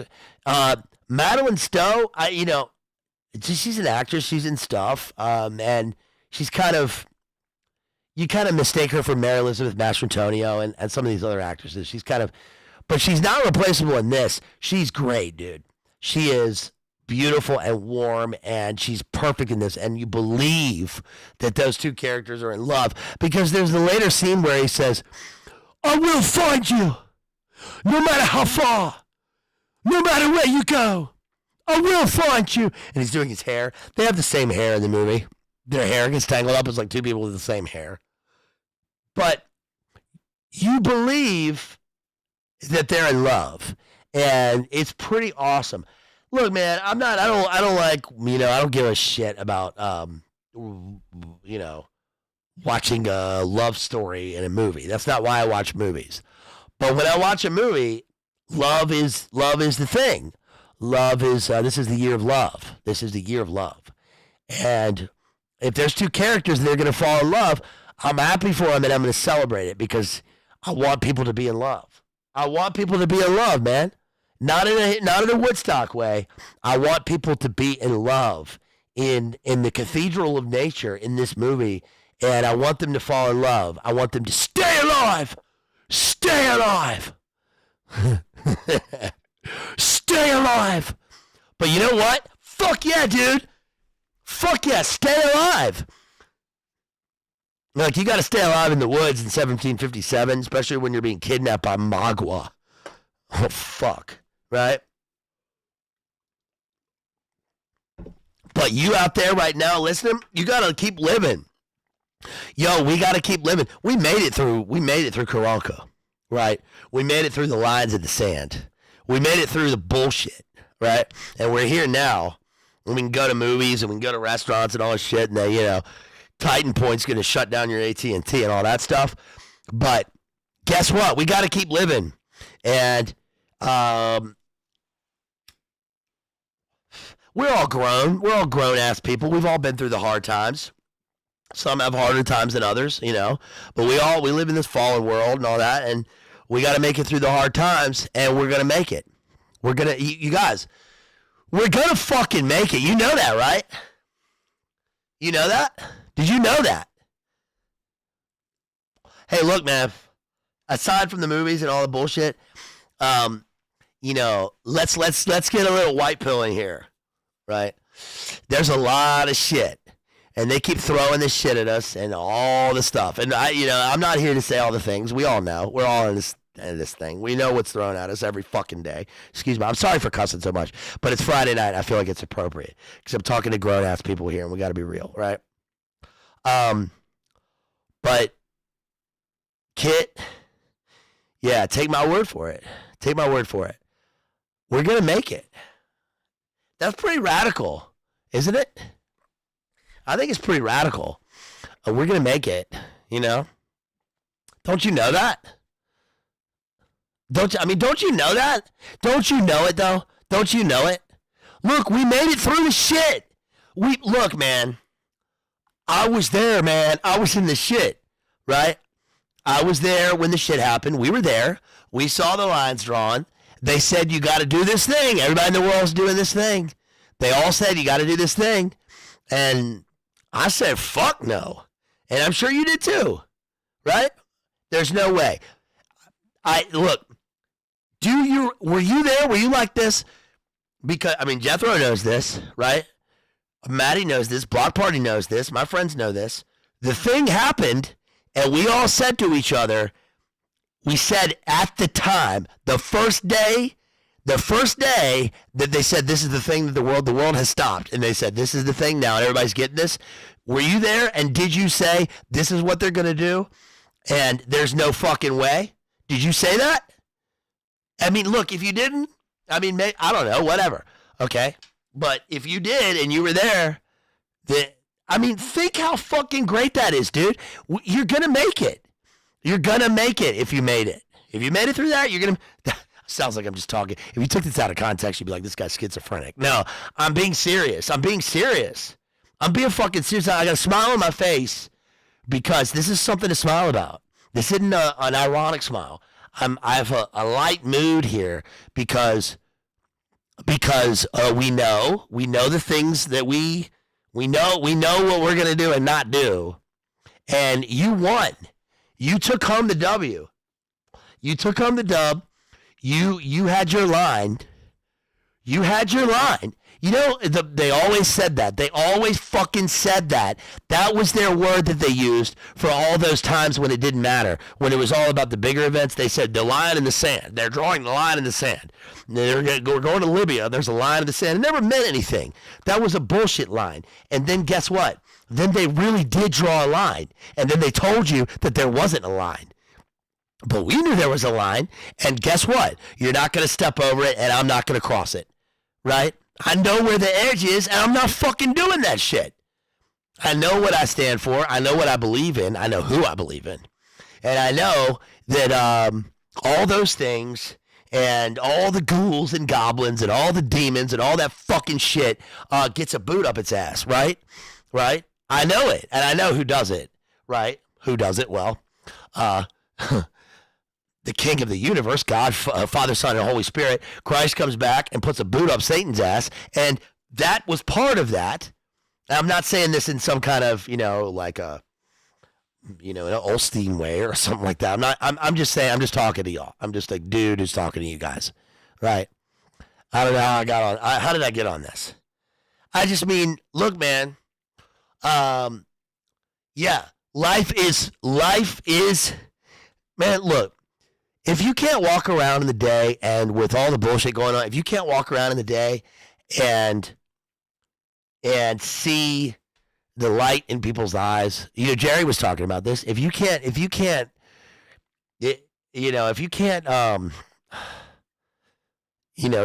the little beautiful things every day, you gotta, it's not advice. I'm just saying we forget those things, and when you go to the store and somebody says, yo, and they know you, right? Or, some rando dude says, it's a good morning, ain't it? Right? Just the little fucking things, man. You talk to your family, you talk to your friends. You believe in love. You believe in love again, Do you believe in life after love? I can feel something inside myself. I really don't think I'm strong enough. This is share. No, Do you believe in love? Right. Love makes the world go around. Love is powerful. It's an active force. It comes from God, and Christ is victorious, and He gives us love. He loves us, and all these ghouls hate us. Fuck them, dude. Like Martin Lawrence says in "You So Crazy," the girl goes to the club. She got her fucking boots on. Fuck 'em, girl. Fuck 'em. Right.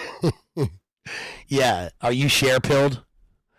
Yeah. I mean, fuck 'em, dude. Look, man. When I was rewatching Last of the Mohicans yesterday, here's the thing, right? I'm not talking about politics or the important things or the issues or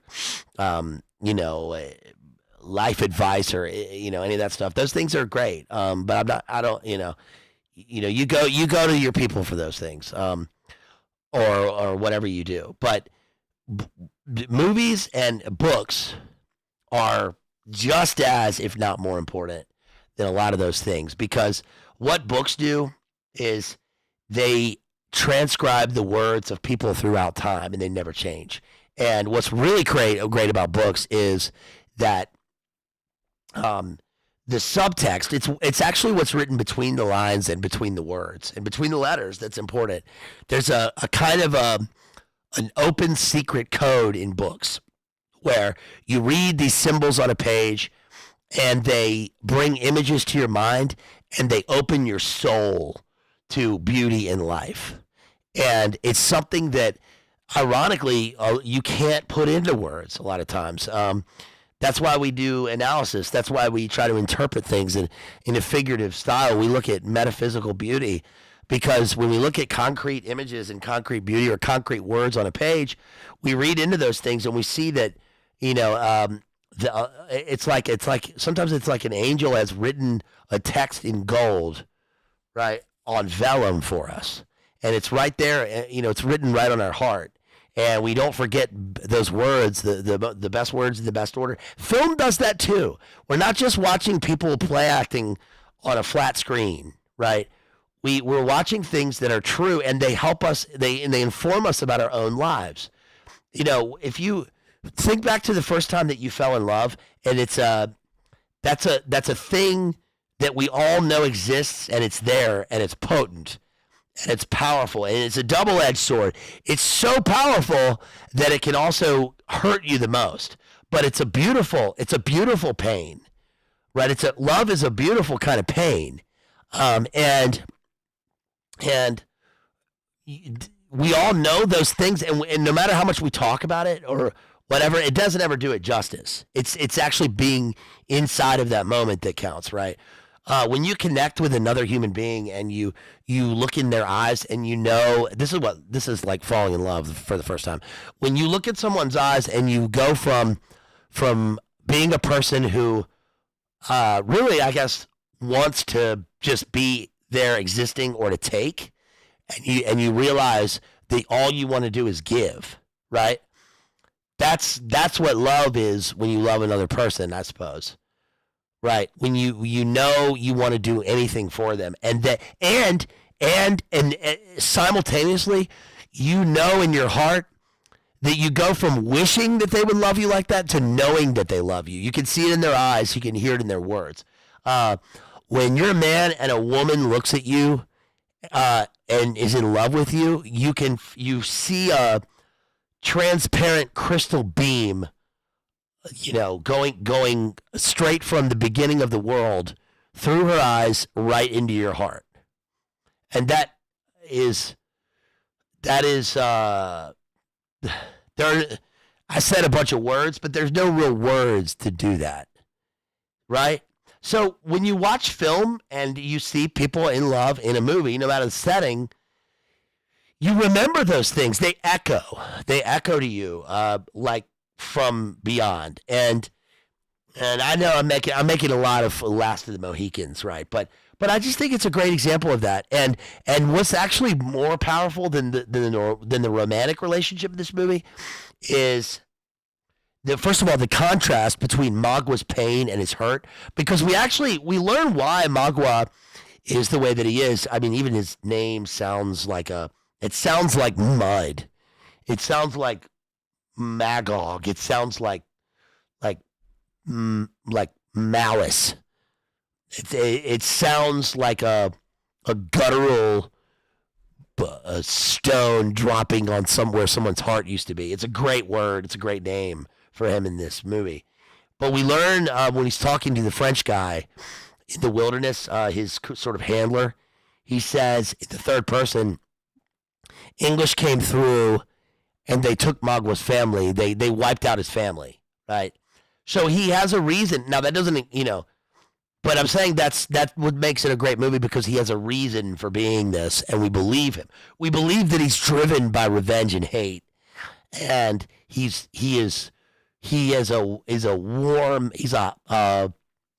full of hot hate, right? But he's somehow cold and emotionless. And the scene at the end of the film where he kills Hawkeye's brother, who's in love with the blonde girl, he kills him on top of the mountain and throws him off the side into the abyss. There's your word. Right. It's harsh.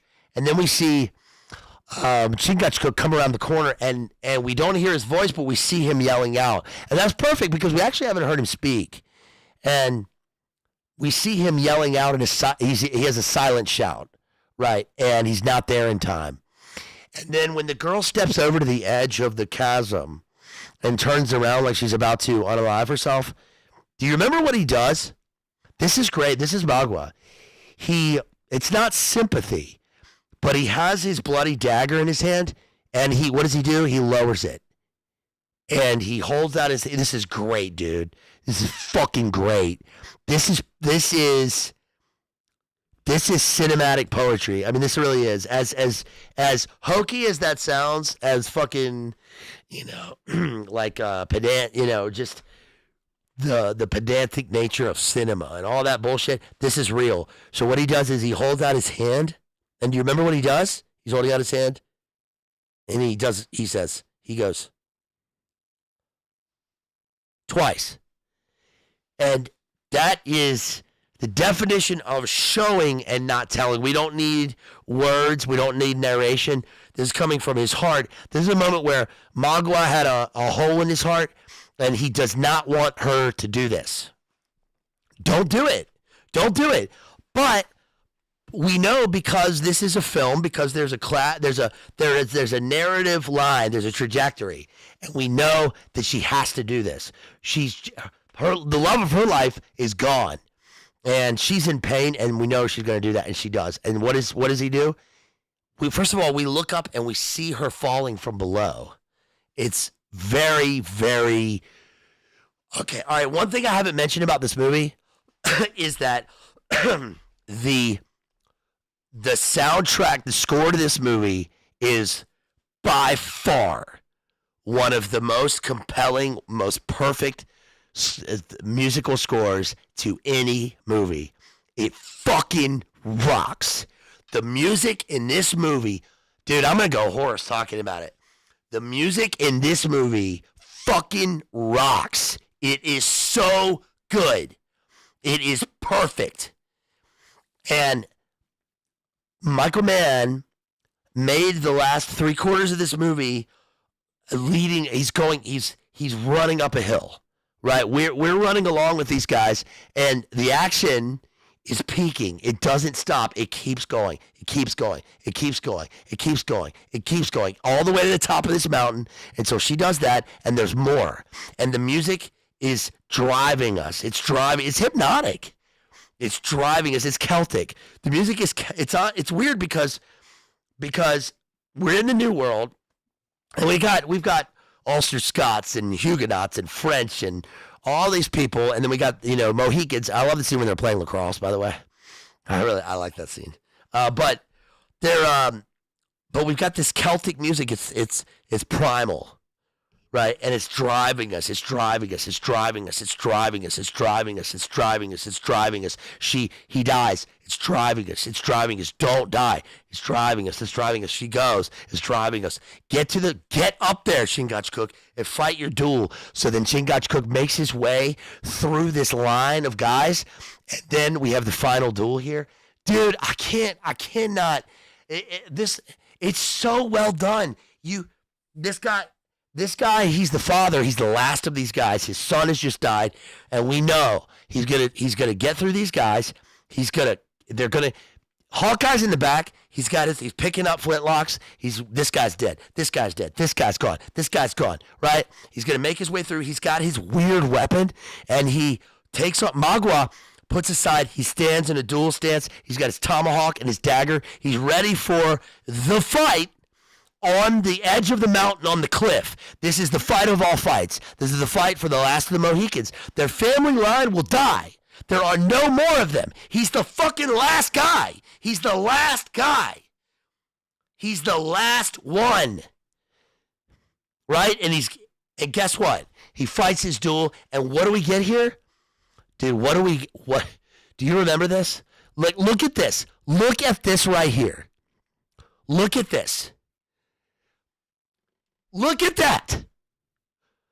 This is like ballet. This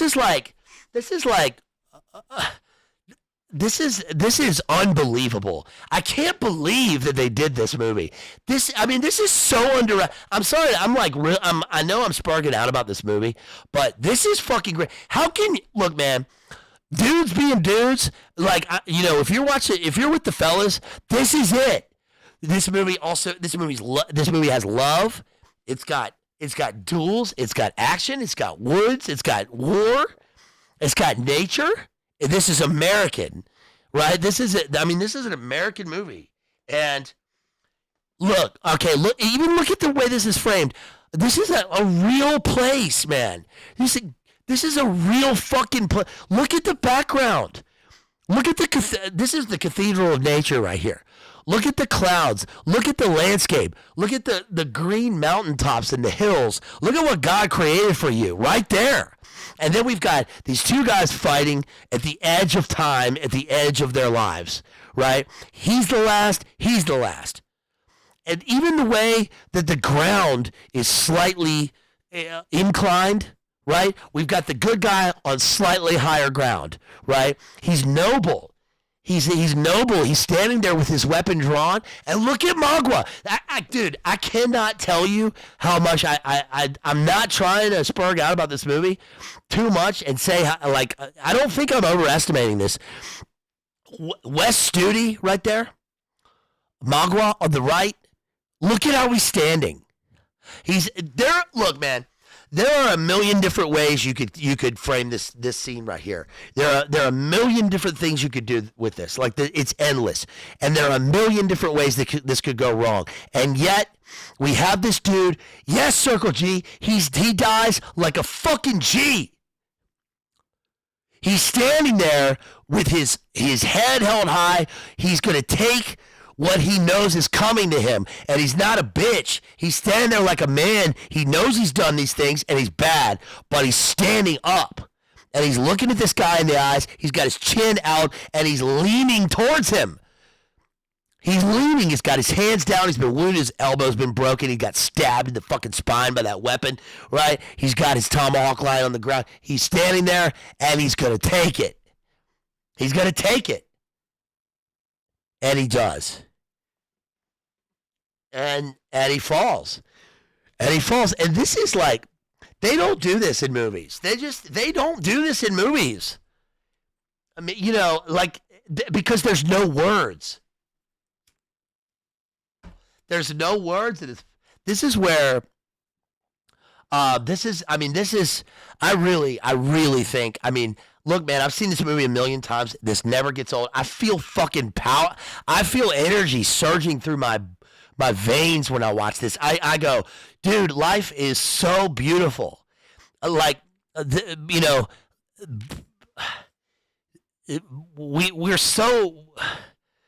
have so much. There's so much. There's so much that we go through. There's so much that people go through. But even the fact the movie is made and they did this, I just think it's beautiful. I think this is a powerful. This is a terrible beauty, And look at, look at the landscape is peaceful and pastoral. We've got so much, and we got green growing in the background, promising life, and yet we got these two guys standing on this rocky edge, and he's facing death in broad daylight.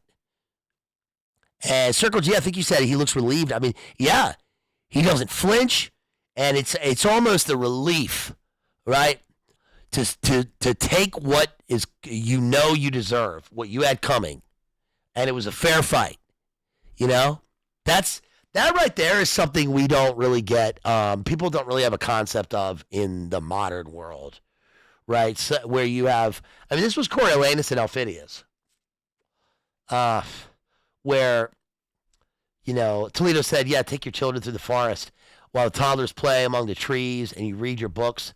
Dude, I'll say this.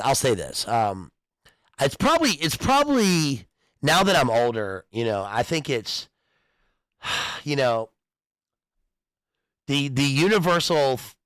I'm a romantic fella, okay, but when I see any family, with their kids, dude, God gives us life and it continues, and I don't have kids, and I'm not lamenting that. I'm not saying anything else. I'm just saying. I'm just saying that that I recognize what I don't have, and I feel complete love for what people do have, and I'm thankful that they have it. Maybe I will, maybe I won't. But that's life. And I would love to have that. You know what I mean? I would love to be able to go into the. To do those things. That's, but I don't have that. But I got to be happy for what I have, and if you got kids and you take them out playing, if you have kids and they go out and play all day, and they're outside,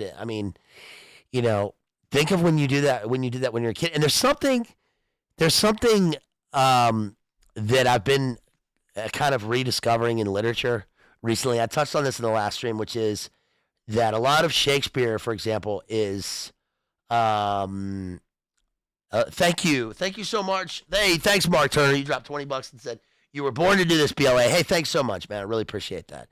That means a lot. There's something that's full of childlike wonder, in Shakespeare, which is that oftentimes, especially the tragic characters, the verbiage becomes impacted with echoes of infancy and childhood. So we see characters as adults, but we also get a subtext of the fact that we remember that they once were kids.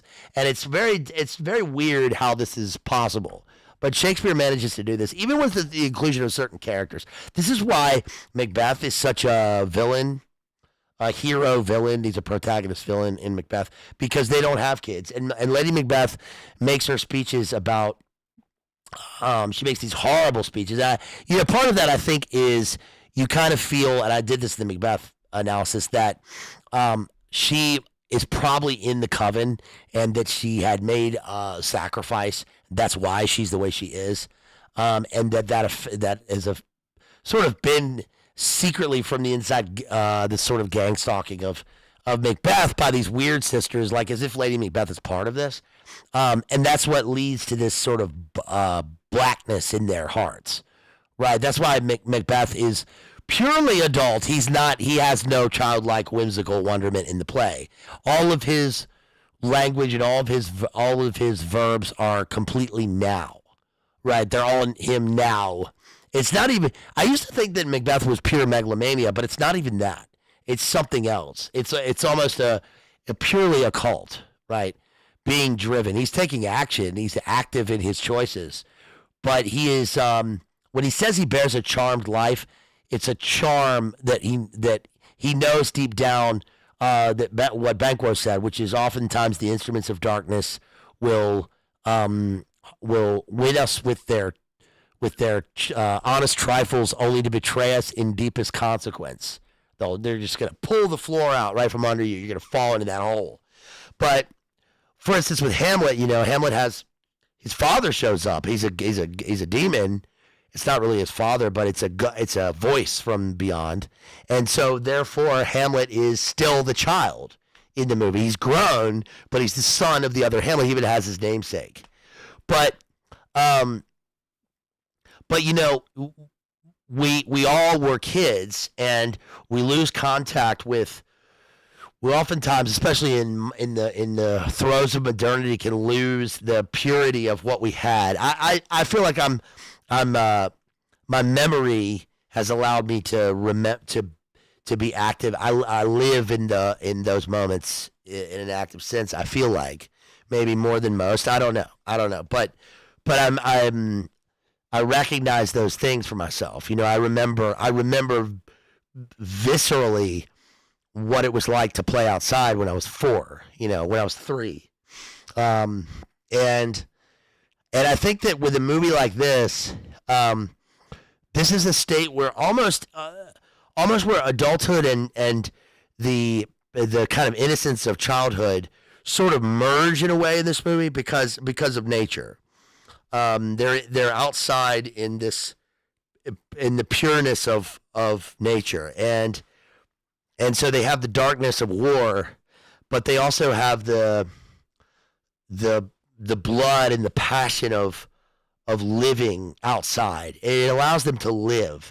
And what I mean by that is, like, it's another thing with the movie is that if you're Daniel Day-Lewis and you're going to be in this movie, we have to believe that if you're outside, that you can eat 3 meals a day, right? You can find your way around.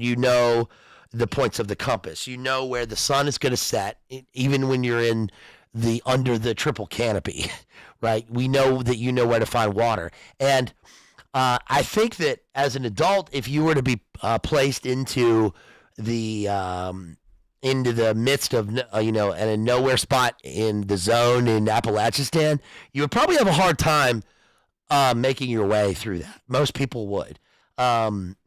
Whereas, like, there are others who, if you're put in there, from your youth or from Boy Scouts or from living or from whatever, you would know how to survive and and know those things. But this is a point where most people are lost as far as that's concerned, and that's not to say it's good or bad. It's just the way that modernity works, right?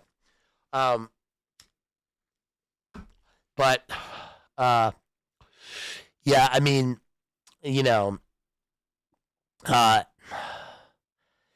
so anyway, that's Last of the Mohicans, and the score is by Trevor Jones, which is interesting because he also did. It's only forever, not long at all, lost and lonely. Remember what that's from? It's only forever. What's that from? You guys know that. Toledo knows that. What's that from? It's the first song. I have come from beyond the Goblin Kingdom. My kingdom is as fair, and my kingdom is as great.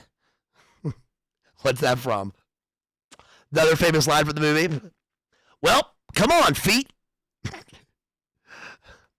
Throw him in the oubliette. That's right, Kit. Kit wins for the night. That's right. That's Labyrinth. Yeah, Trevor Jones did the score for Labyrinth. Toledo, you got it. That's right. Great movie. Great. It's only forever. Go back to your toys. Turn back, Sarah. Somebody said the other day, they made a great comment. I just happened to catch it in one of the streams, and now I'm just remembering this. So who was it that said? They said David Bowie would have been great playing. What were we talking about recently where who was it? It was one of you guys. You said David Bowie would have been great if he was cast as, what was the movie? If you're the person who wrote it, you'll remember. Put it in the chat if you were the person who wrote it. And David Bowie was a good actor. Dance, magic dance.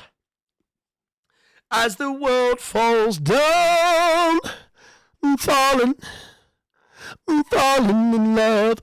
That song is one of my 7 alarms that I set in the morning. I have 7 alarms, each going off at 9-minute intervals, just to make sure I get up. But that is one of my alarms. That and Justin Bieber's "I'll Show You" and "These Hoes Ain't Loyal."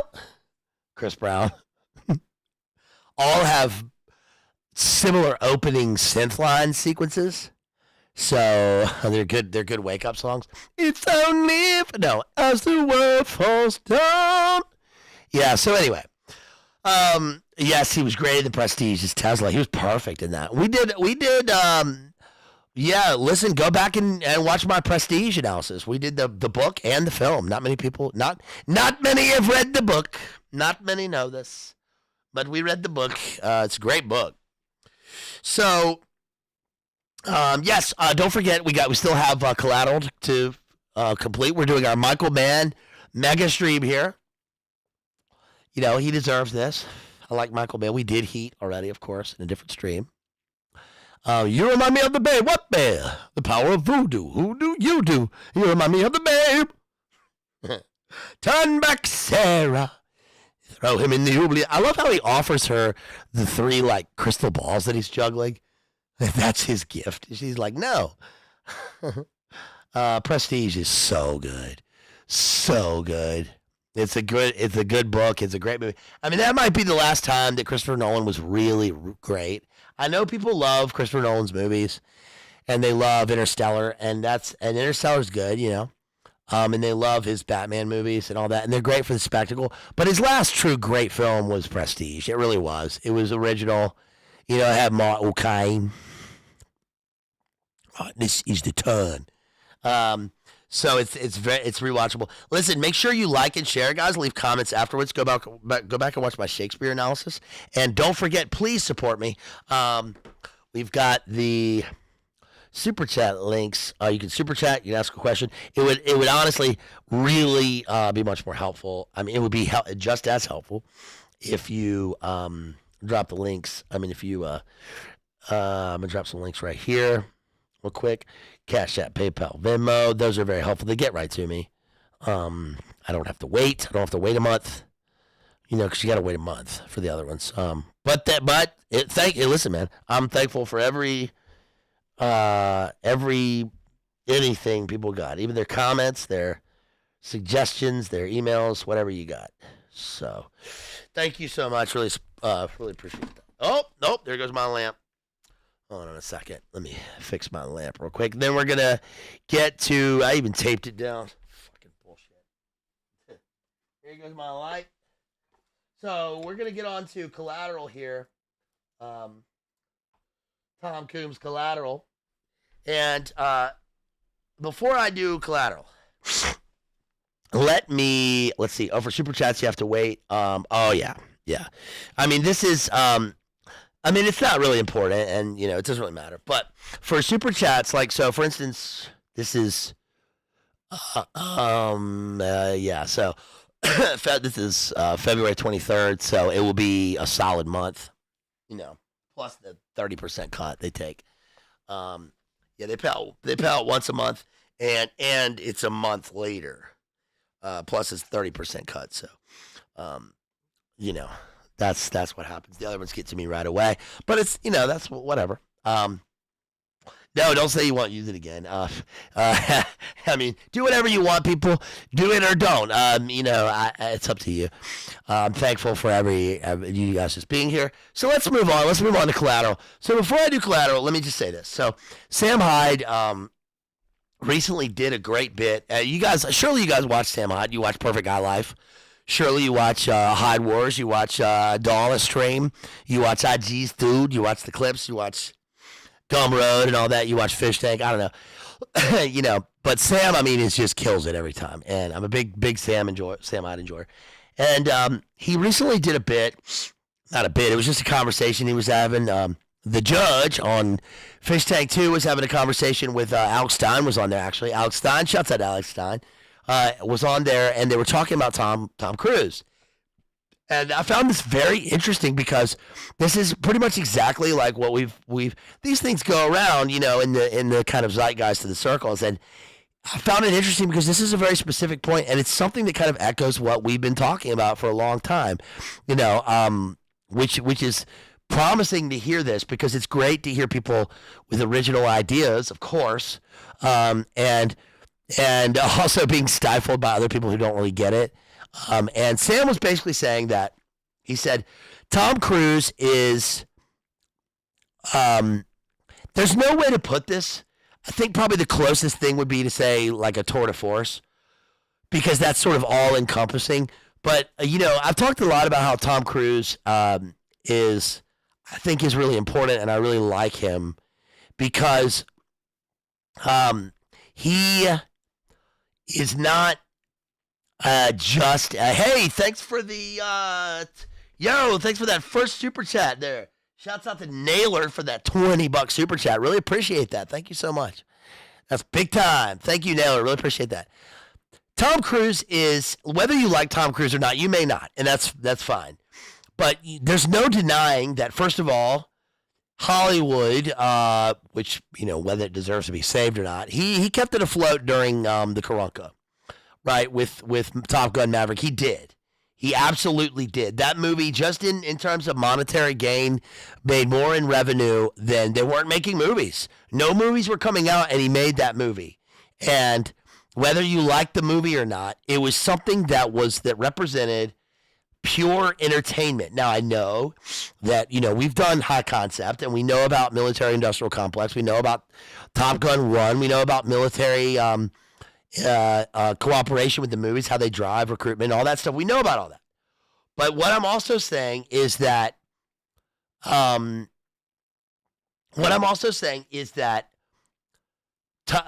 Cruise, specifically so, even in interviews, is special. Okay, he's a special being, as we said recently. You guys are special beings. He's a special being. I put him in a rare category of a person like probably Elvis.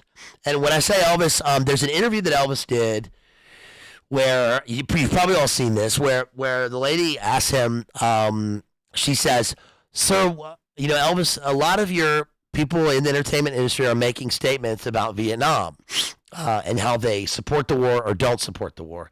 Can you give us your opinions on that?" And he responds, "Ma'am, I just as soon keep those kind of opinions to myself." And then she says, he says, "I'm just an entertainer." Oh man, that's beautiful, dude. And she says, "Do you think other people should keep their opinions to themselves?" And he says, "No, ma'am." But what a pure answer, Now, I'm not saying, again, I mean, it's like what he's saying. It's like, if you want to say that, fuck war and all these wars are bullshit and we're just fodder for the elites, and, that's true. And you can say that. But if you're an entertainer and you are the most recognized figure in the world, right, and you sing songs, it's refreshing to hear that there's a guy who doesn't also feel like he, is the moral voice for people. He's aware that he is just an entertainer. And he's there to make people feel feelings and to sing songs that he didn't even write. Right? He's there to sing songs. That's what he's doing. Right? And I think that is incredibly unique. And I think Tom Cruise fits that category because we don't really see interviews with Tom Cruise, like, and if they're interviews, they're always, what are the interviews always about? The interviews are about the movie, right? Now, we had the Oprah thing and we had the Matt Lauer thing, which, by the way, was based, right? Remember what Tom was saying to Matt Lauer years before people were saying that, right? And they were like, "You're crazy." And regardless of all the other stuff and the Scientological things and all that, and the Hubbard and all that bullshit, right? All that stuff. Regardless of all that, the one thing he said in that interview was refreshing. That was cool, right? He was based on that topic, and we see him doing interviews. And it's not that he's such a celebrity. That's almost, he's transcended that. That's almost not. Sam says in that bit, like, that probably doesn't even occur to him, right? It probably doesn't even occur to him. I mean, it's not that he's ignorant of it. He knows he's the most famous movie star. He's the most famous movie star in the world. He is. I mean, I know there are others, and they come and go, and then there's the big-time people, but Tom Cruise is consistently the biggest movie star. His movies take in more money. They're more popular. They are the most seen. And guess what? By the way, if Tom Cruise makes a movie, it's going to be a banger. It's going to be successful. It's going to be big. Jay pointed out, there's a interesting correlation between the amount that he runs in the movie and how successful the movie is. And that's part of like the Last of the Mohicans thing. It's like an energy, a vivacious running through life. I think that's, people make fun of Tom Cruise, the short little quick guy and all that stuff. Man, yes, that's true, and you can laugh, but guess what? He probably doesn't even give a shit if you laugh. You're laughing at his movies, and who even cares? Like, do we know who he is as a human being or what his personal life is? I don't know. No, we don't. And whatever. I'm saying that's irrelevant in this. I'm saying that it's almost like Tom Cruise materialized out of a lab or a weird otherworldly test tube of cinematic art at like the age of his first movie, and just ran for the rest of it, right?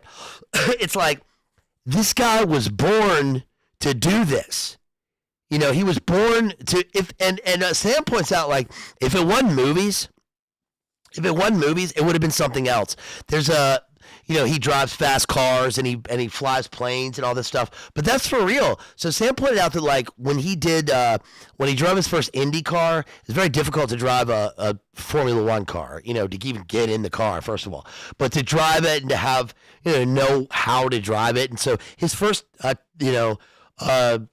trip around the lap was interesting. He's not doing anything special, but like by the third lap, he was a master of driving an Indy car. He just has that thing, right? This is a guy who can, like, you imagine the first time he rode a motor. There are people that don't know a shit about motorcycles, but they get on a motorcycle and they immediately know what to do and they know how to do it, right? There are people that are good at what they do, and they're good at doing things, and it's not like sports, it's not athletics, it's not it's not like fixing things, it's not physical, it's not just one of those things, it's all of those things combined. This guy's like a life force. And Sam says it's like he transcended being an actor or a producer, and Sam says he is the one. He's like the one. He achieved being the one. And do you get that? Do you understand what that means? It's like I think that's true. It's like this guy achieved. If all the transcendentalists and the sort of Zen, like boomer people talk about, like, achievement and like achieving a kind of equilibrium and a life purpose, this guy like he achieved the things he was on the trajectory to do. God gave him gifts, and he fully achieved the realization of those gifts. Does that make sense? He's just good at those things. And what's interesting about Collateral, which is 2004, Michael Mann, is that Tom Cruise plays against type, and he played against type in Tropic Thunder. He's great in Tropic Thunder. It's comedy, but it's like he's funny, but he's a truly comedic in Tropic Thunder, for what I've discussed before, which is that funny movies are not funny and they don't last if the actors play it for laughs. That's cheap and it's temporary. It only works if the actor believes the character that he's playing and is either cognizant or not of his humor, but usually is playing it for truth. You have to play the thing for truth. If it's for laughs and it's ironic and you're doing it in the moment, it's not going to work. It doesn't work. It's not funny. We have too much discernment watching the movies to be fed this bullshit. We can see through that. Sometimes we laugh anyway because it's funny on the surface, but it's often gone. Like, look at Anchorman, right? I mean, that's a great example because I think that's a great example of this because Anchorman was great at the time. I thought it was hilarious. I've seen it a million times. It was great in the 2000s. When I lived in the UK and I had my laptop and I had one DVD. It was the Anchorman DVD, and I watched it like a million times. It was comforting. But go back and watch Anchorman right now. I'm not saying it's bad. I'm just saying it's dated and it's not the same. When you watch that movie, it's still fun. There are funny parts, but you become aware as you watch it that it takes itself too funnily. It's not truthful. It's not meant to be deep. I know that, but it's just not. Tom Cruise's thing in Tropic Thunder is almost like meta ironical funny because the part where he says we don't negotiate with terrorists. Remember that part? He's aware of what he's saying, and he's aware, but it's because the character is aware in a room full of people that he's saying that thing that is serious but funny. But he also says it seriously in that scene. He's saying it truthfully. Okay, so Collateral. So let's get to that. I know I'm really going off tonight, right? You guys. I'm really on one tonight. I'm off of port. I'm off of that Expedia tonight. Right, I'm off of that Excelsior. I'm off of that. I'm on. What is the guy saying that meme? I want one, yeah. I'm on the movie pill tonight or whatever.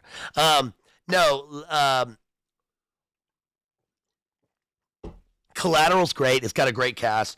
Again, this is Jamie Foxx. This is pre-Oscar Jamie Foxx. And what's crazy about Jamie Foxx in this is he plays a spectral kind of loser, childish Gambino type math nerd, pre-SoundCloud rapper, he's driving this taxi, but he's kind of he's a gamma to Tom Cruise's Wolf. Okay. And thanks, Jason. Young Frankenstein still holds up. Martha. Lily Van Stupp, that's Blazing Saddles. I love Madeline Kahn. I thought Madeline Kahn was hot. Anyway, so he plays this taxi driver and he's in LA, which is interesting because, oftentimes we get the taxi driver in New York. But the theme of the movie is basically that Tom Cruise shows up, he's in the airport. Remember who hands off the briefcase to him with all of the data, his hit list? Jason Statham. It's pretty funny. So Jason Statham shows up, Tom Cruise shows up, and he is surrounded by the halogen lamp, techno lights of the airport, and he's the gray man. He's Norm Macdonald's gray man. He's the Ryan Gosling gray man of the gray man. He's a hitman, and he is in a gray suit. He's got this gray hair, and he is the Gray Wolf. And dude, he plays Vincent, and he's fucking badass in this movie. He is a very good villain. Tom Cruise always plays the good guy. Guess what? He totally alphas Jamie Foxx in this and everyone around him, and he is a very sinister villain in this. Likeable. Yes, the coyote, the Tom Cruise coyote, the coyote that shows up was a happy accident in the movie, as they call it, but he's the coyote in this.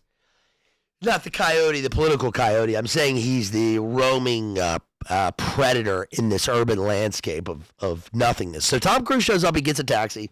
This is right after Jamie Foxx is giving a ride to Jada P. Smith is a busy businesswoman in a taxi. She gets a ride. She's a lawyer. He's here on the phone. Then we forget about her. Well, Tom Cruise gets in the taxi, And he immediately alphas this taxi, and he he says, "Look, I'll pay you, he pulls out, 600, and he says, you can make $600 a night. Just take me where I need to go." He needs a charioteer for his deeds, right? Well, so he says he gets Jamie Foxx to take him to a location. He gets there. He says, "Wait here. I'll be right back." All of a sudden, bam! Somebody falls on the taxi, and this is Tom Cruise. Shows up right after that, and Jamie Foxx says, "You did this. You killed him."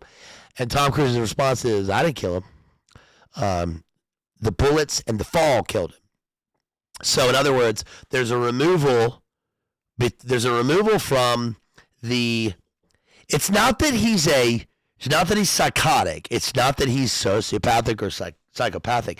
This is what I was talking about with Maddie last night. Is that Tom Cruise represents a kind of Ronin warrior class in this, where we have ex-special forces who show up, who do the wet works for the black marketeers of the world, and this is tier 1 in the urban landscape, where they need a guy who can fit in and disappear anywhere, who shows up in a suit, and his philosophy or his paradigm, his spiritual paradigm, if he has one, is one of movement and, like he says, Darwin, I Ching. It's kind of social Darwinism mixed with total nihilism. Scholar of nihilism says Suzuki philosophy from World War II. Absolutely.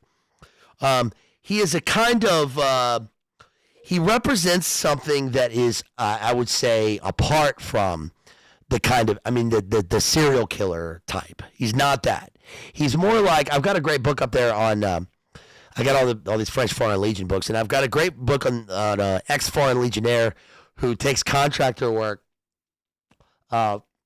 protecting convoys in Iraq, and he's this kind of character. He's a guy who is ex-special forces. He exists in a place, he has a certain set of skills that allow him to contract to different things. He can be triple canopy. He could be Blackwater. He could work for the cartels. There's no national or geographic boundaries. It's just they need a guy with a specific set of skills who can do these things and who is cold. And his skill set is pure tradecraft. He knows exactly who to talk to, how to talk to him, and his weapon, his arsenal is weaponry, intimidation, and manipulation and lethality. That's what he does. And obviously that's something that exists that is extremely dangerous. I think it's funny. I brought this up last night. I think it's funny when you hear a person say something like, "Oh yeah, I knew a guy like this. I know a guy like this." And the fact is, you might, you might, depending on who you are, you might know a person like this. But generally speaking, we don't know people like this. People in the world, as you can be as based as possible, or as militant pilled as possible. We have a couple of people that probably know people like this, but generally speaking, we don't come across people like this in real life, because if you do come across people like this in real life, you either don't know it,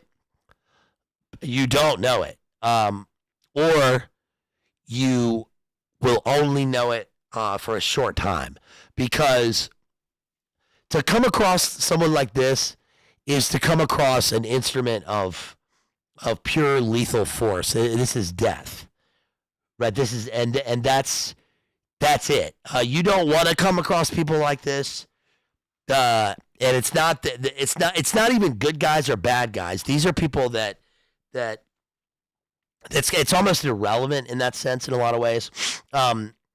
If you were involved in something like this, you're a band apart, right? You're not operating here. You're in a different world, right? This is the way that the cartels and globalist trafficking narcos and all these people do their major business, by off the books, right? Or masquerade as legitimate books. But it's like, think about that. There's a whole system of people operating all over the place at the top of this thing, and everything that they have relies on secrecy and loyalty, right? So, like, how are you going to get a guy like this to be your guy? Well, there's a whole book of people that they have for this, but only one guy's got the book, and it's not even a book. It's this, I know a guy, right? It's that mob thing, right? It's all off the books. And so when they put their data together, like Javier Bardem says in that scene, it took counter surveillance, and all this stuff. Yeah, those things are resourced and outsourced to all these people, and it's expensive. But it gets to Tom Cruise, and it's on a thumb drive, and that's it. There's no answering to people. There's no so when Jamie Foxx comes across him, he doesn't know who he's come across, and that's what the movie is about. It's about coming to terms with the fact that as nice as this guy is, or as nice as, this is where nice comes in, as nice as he is, and everything that he does for him in the movie. Like, remember when the boss is yelling at him in the taxi, and he's like, this is coming out of your pocket. We heard about the accident with the car, and he's trying to manipulate. He's just trying to rip off Jamie Foxx. Well, Tom Cruise gets on the horn, and he's like, how dare you try to exploit a working man, you son of a bitch, right?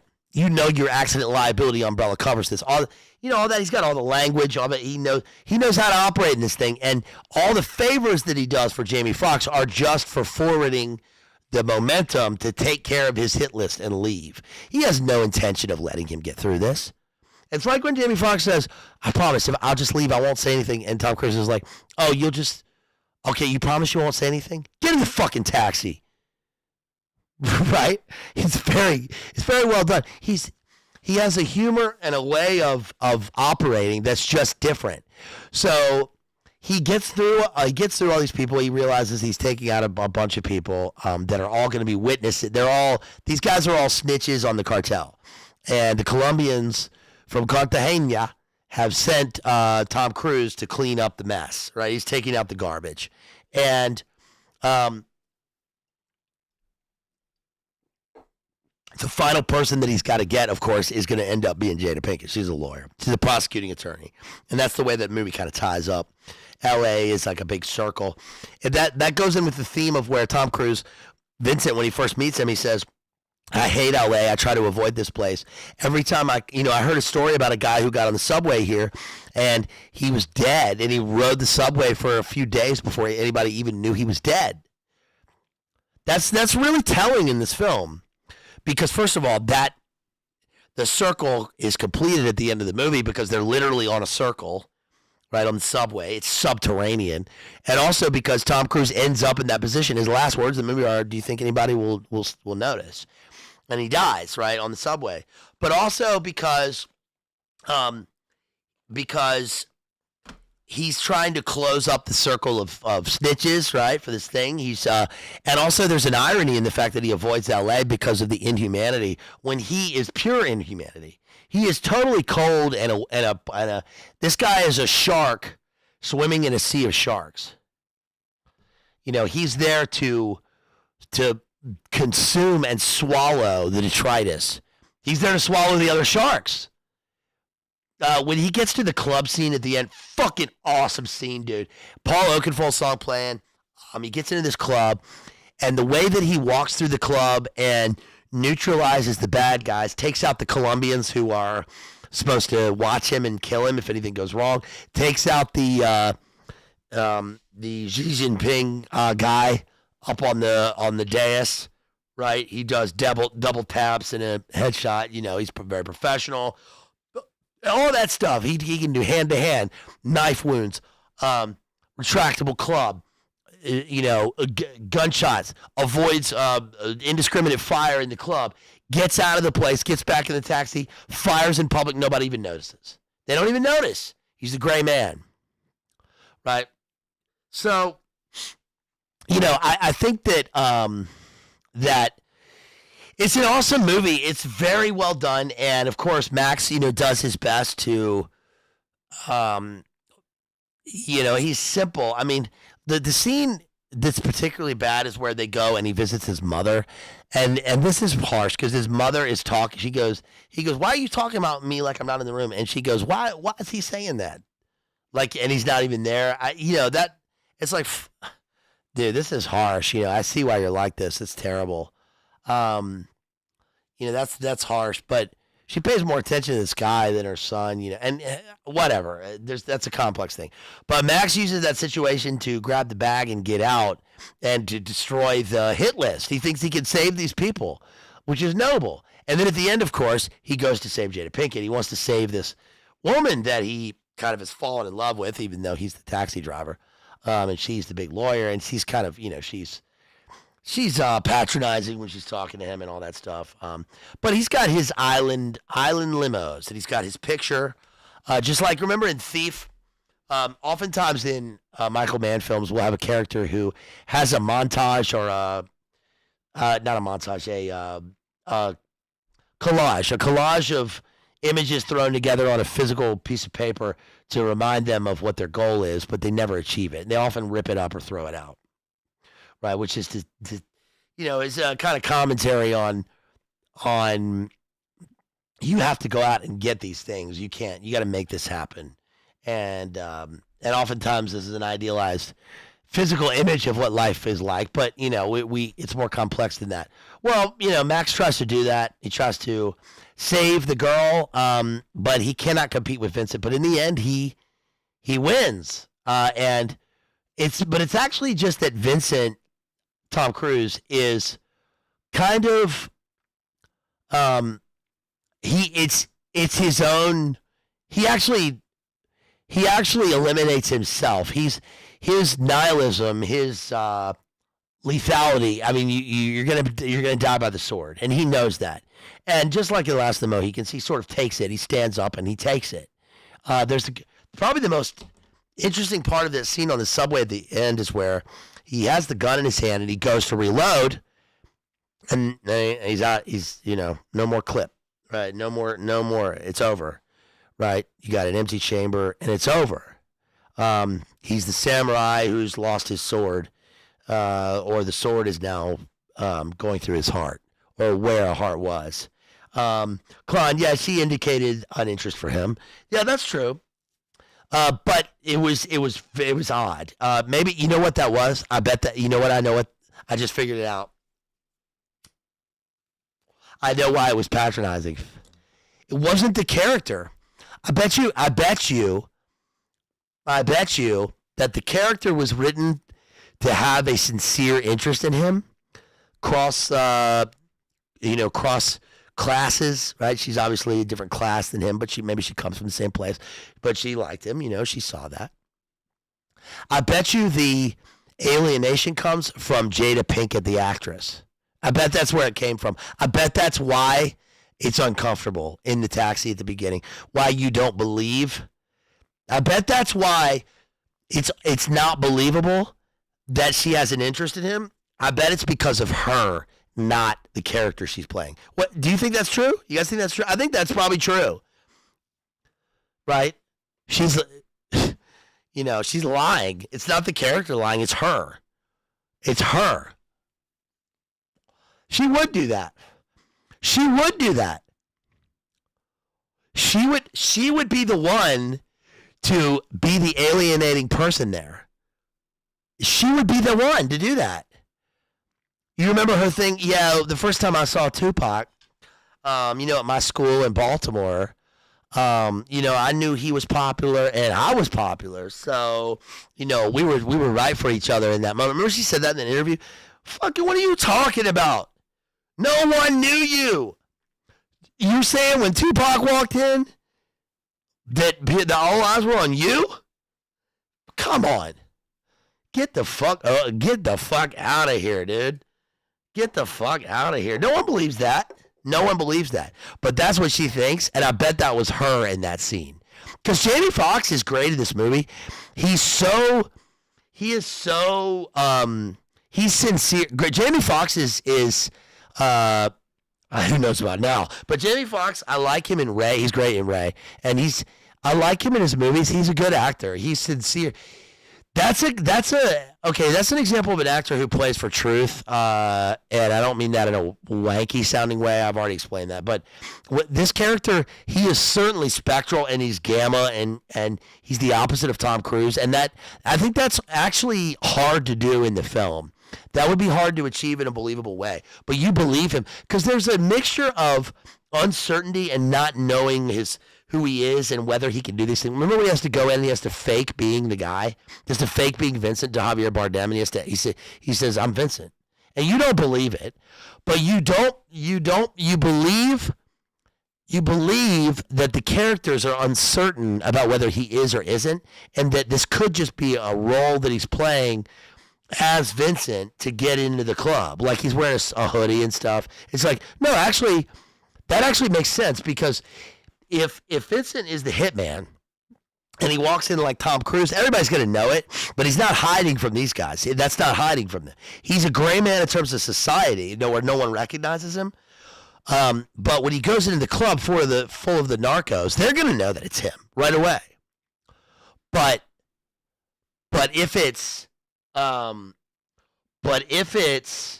to Jamie Foxx's character, that's a perfect cover because he looks non-threatening, which would be a perfect cover for this character. Schlub, taxi driver, non-threatening, kind of spectral. So that works. Does that make sense? Does that make sense at all? I think that was just her, yeah. So anyway, that's Collateral pretty much. I know that's pretty brief about Collateral, but I think that's probably all that needs to be said about it. It's a good movie. It's entertaining. It's a good example of a movie made in the early 2000s that hey, yo, shouts out to Matt out there who drops $200 in a super chat. And thank you, Matt, for suggesting Last of the Mohicans. I added that to the stream because of you. Thank you so much. What does spectral and gamma mean, homie? Okay, yeah, I'm just trying to avoid the algo here. So spectral means that essentially he's an autist, right? He has the tendencies and the character traits of that in the film, And you go back and watch the film, and you'll see what I mean. He's on the spectrum. Gamma is that's I guess using the kind of lexicon of Brave New World, and what I mean by that is people talk about alphas and betas and all this stuff, but and that's true. But in Brave New World, right? There's 5 classes: alpha, beta, gamma, delta, and epsilon. Epsilon is the kind of mutantoid homunculus test tube gub snail people that, remember in Brave New World, there's like a whole rocket, there's like a Werner von Braun rocket industry. Remember they take the rocket to the Outlands and they meet John the Savage. But there's a whole group of people that are epsilons. They're actually raised in test tubes. Remember at the beginning of the film, and they are genetically modified to be able to withstand air pressure and low oxygen to ride on the outside of the rockets to fix the rocket while it's flying. Like these are utilitarian, mutantoid, test tube people. Okay.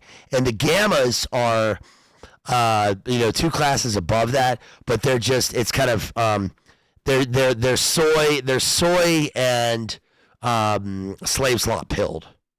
Okay. Does that make sense? Yeah. So in other words, I mean, like Tom Cruise is, he alphas everyone in the movie. He just does that. He doesn't really even fit into that because he's also he's like a wolf. He's a wolf predator character. He's a shark. He's actually a shark. He's a shark in a sea of sharks, with all of the little minnows swimming around until he meets the cartel sharks and the Chinese sharks and the Colombian H sharks and the you got that dog food sharks and the Cochabamba yayo sharks and the blue glass Heisenberg sharks, right? And all those people. I'm using a lot of terms, but he's not a beta because that's He's below that. Does that make sense? Yeah, roger that. Shouts out to Mav out there. Hey, listen, thank you for that super chat. Let me get to let me see if there's any other super chats. We've been going a while here. We've been going for well, okay, almost 3 hours. Almost 3 hours. Okay. Hey, thanks for being with me here on this Friday night, doing a little Friday night streaming. You know what would be great? Just to one more time, what would be great? What I really would love, I mean, I honestly, what I would love more than anything if we could do would be if we could just be on here and just, do a watch along. I just wish we could do watch alongs. We can't do it. You can't. I don't know how anybody does that. Because they come down. I wish we could just do a watch along, or we could do a listen party. I wish we could just do a listen party. Honestly, I would like nothing more on a Friday night than to just sit here and play the day I tried to live. I wish I could just play Soundgarden, that Soundgarden song, or play I'm Going Hungry, Temple of the Dog, Hunger Strike, or Smashing Pumpkins, Mayonnaise, or just whatever you guys want to listen to. Wouldn't that be fucking dope? I just wish we could sit here and listen to music. That's all I want to do. It's the simple pleasures in life. But you know what? Would I join Rockfin BLA? Yeah, I guess. Yeah, I would. This is yeah, of course. Yeah, I think that'd be cool. Can you do those things on Rockfin? Can you do those things on Rockfin? I don't even know. I know people have watch-alongs and stuff. I just I don't know if you can even do that. Can you do that on there? That would be sweet. That would be sweet. That would be sweet if we could do that. Okay. You know what? I'm gonna ask Jamie and Jay about how you go about doing that. Speaking of that, listen, you guys, if you want to, what we really need to do is, if you want to see me with, we need to get some people, right? We need to, oh man, I'm freezing up big time. It's just the traffic, I guess. But what I really would love, I'm just going to put this out there. I really would love to talk to, Isaac. I really want to, do a thing with Isaac, right? Isaac Weishaupt. Who we've all been, we're all big fans, obviously, of Isaac. Wouldn't that be cool? I think it'd be cool to talk to him about choose the subject. I think it'd be sweet. So if you want to see me with, who else? I would love to one day be able to get score a talk with Brad Easton Ellis about his work. Because there's few the people, the artists, the creators are few and far between. So I think it'd be cool. We've done a lot of postmodern analysis, and speaking of which, I am going to be doing coming up. We're getting back into the classic postmodernism here. We've done a lot of Cormac McCarthy, who just passed away last year, but we need to do probably his biggest book, which is All the Pretty Horses. We're going to do this, probably his most mainstream book. We've done Blood Meridian. We've done No Country for Old Men. We've done we've done a lot of Cormac McCarthy, but we need to do All the Pretty Horses, and we need to do Brad Easton Ellis' latest, The Shards. We're going to do this. We've done Lunar Park. We've done, we didn't do Less Than Zero. We did American Psycho. We did Lunar Park. We did The Informers. We've done a lot of Brad Easton Ellis, but we need to do The Shards. This is his newest novel. It's a big one. We're going to cover this one. We're going to I don't know why this edition is so big, but we're going to cover The Tenant of Wildfell Hall. We're going to do, here's my stack. Did I show you this? I'll just go through this again because I think I did this on the Shakespeare stream, but we're going to do Faust by Goethe. We're going to do The Trial by Franz Kafka. We're going to do Richard Burton's biography. Somebody asked for, in that suggestion post that I did, somebody mentioned The Girl on the Train, so why not? Fuck it. We'll do Girl on the Train. We're going to do some more Ezra Pound. I got this. We probably won't cover this, but I'm going to read Predator, Empire, Drone Warfare, and Full Spectrum Dominance, which I picked up.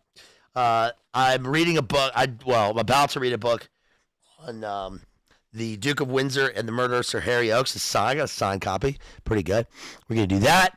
Yeah, I think we're probably all Isaac subs here. Been watching Isaac forever. I've been watching Isaac for a long time. OG Granola Wokester here. So it'd be cool to get Isaac on here. I mean, he's one of the OGs, right? So we need to do that.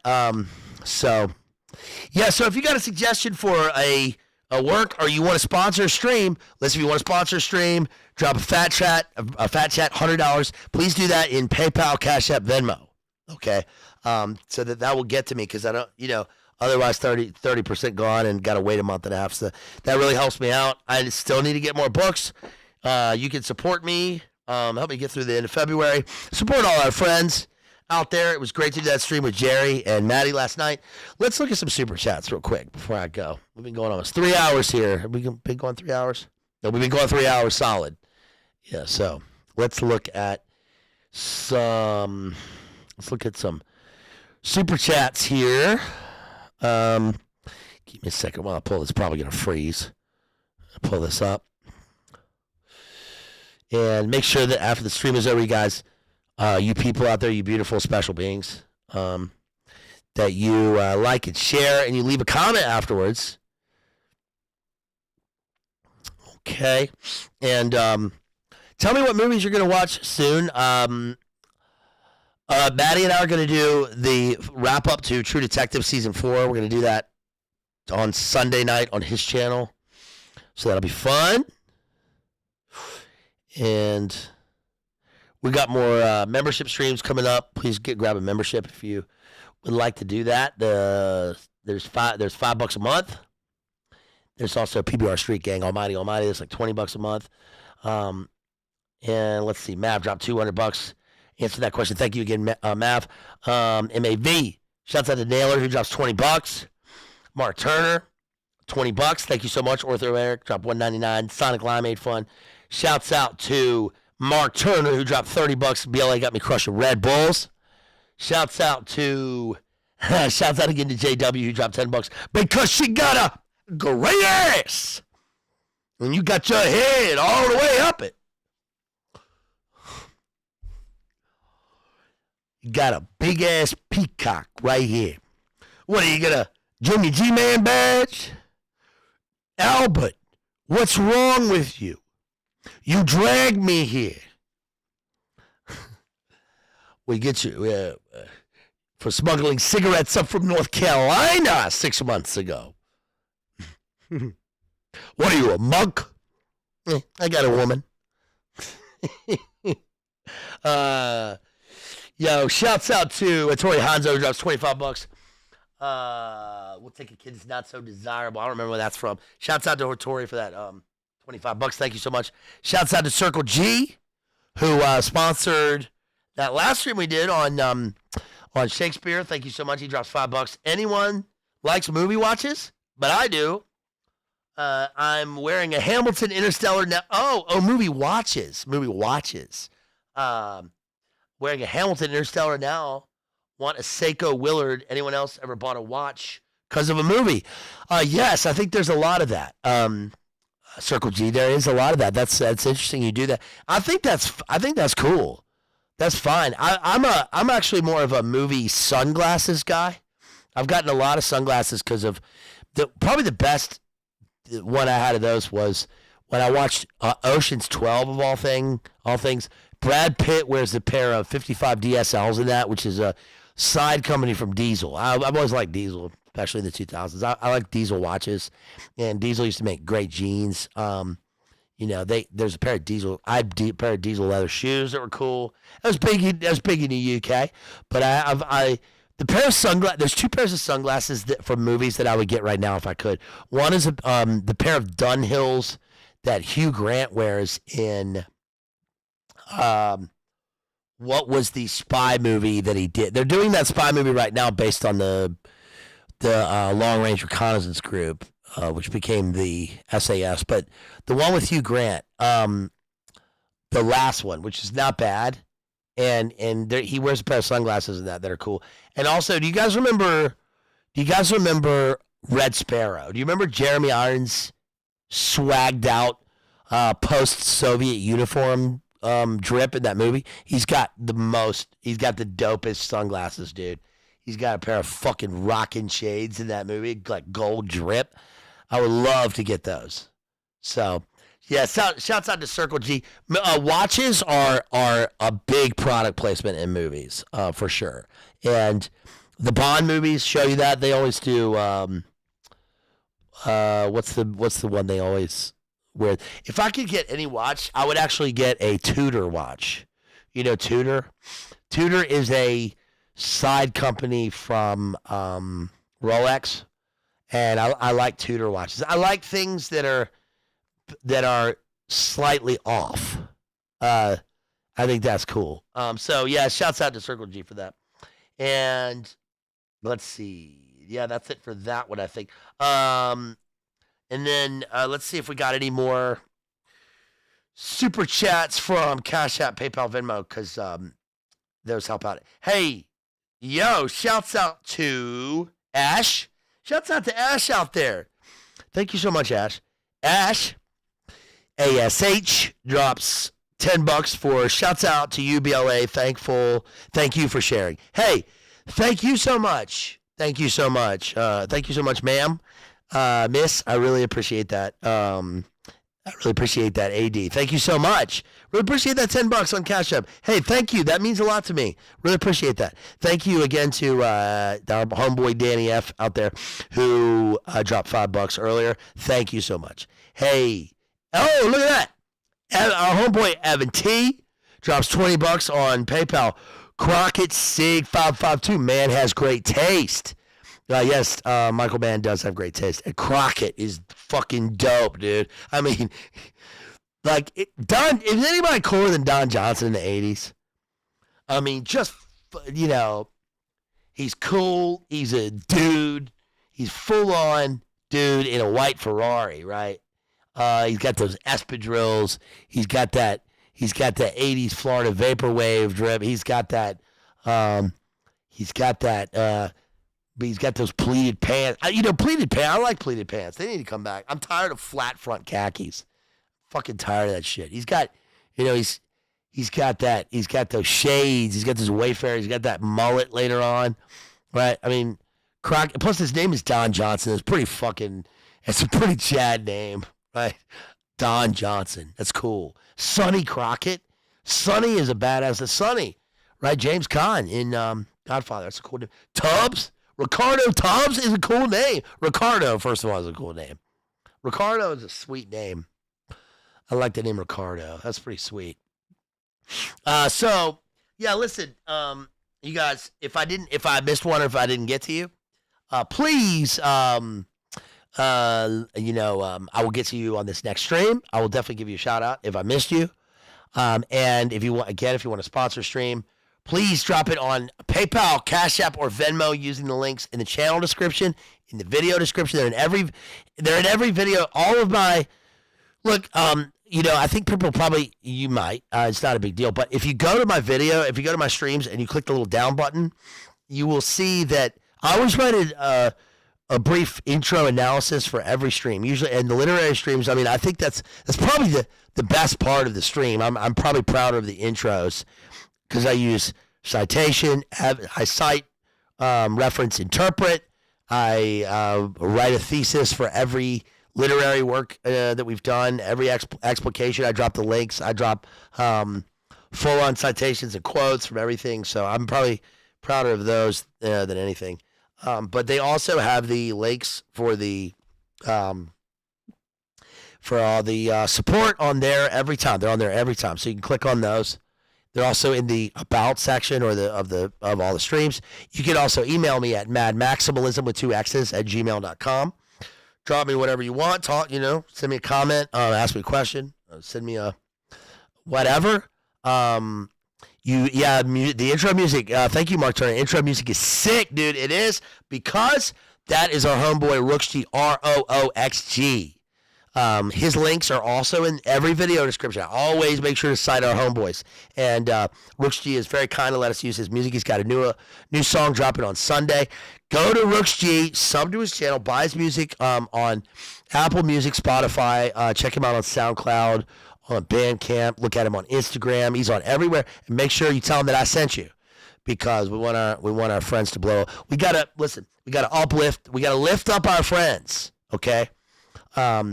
We got friends that are way bigger, and they've helped me. But we also got to help out all of anybody, man. I always give shouts out to. I always do that. Because look, we what the fuck else are we gonna do, right? And see, we gotta support each other. We got to, right?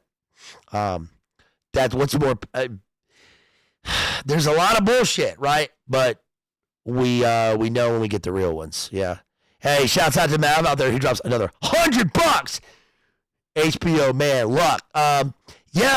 Hey, thank you, Mav. Get you, man. You're killing it tonight. Thank you, Mav.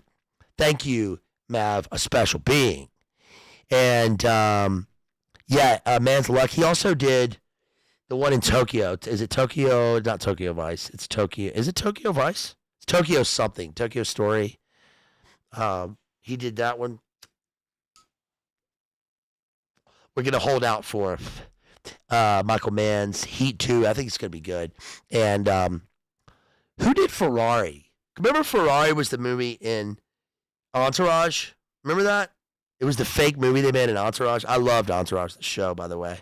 I loved it. I thought it was great. It was fun. So Ferrari was the fake movie in that, but Adam Driver is for the real movie Ferrari that just came out. Who directed that? Let's see. Michael Mann. Michael Mann directed Ferrari? Fuck, dude. I gotta go see it. Holy shit. Michael Mann directed Ferrari? Well, I'm going to see Ferrari then. I'll see any Michael Mann movie for sure. And I like Adam Driver.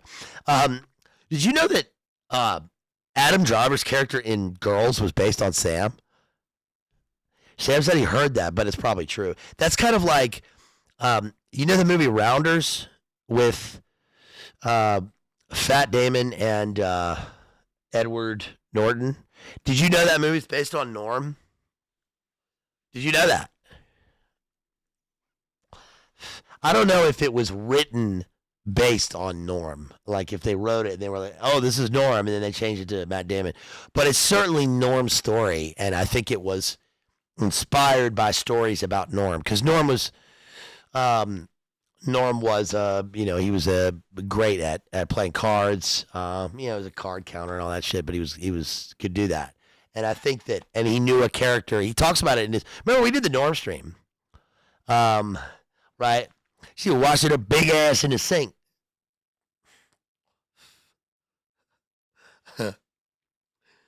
Ecstasy was that feeling you got when you.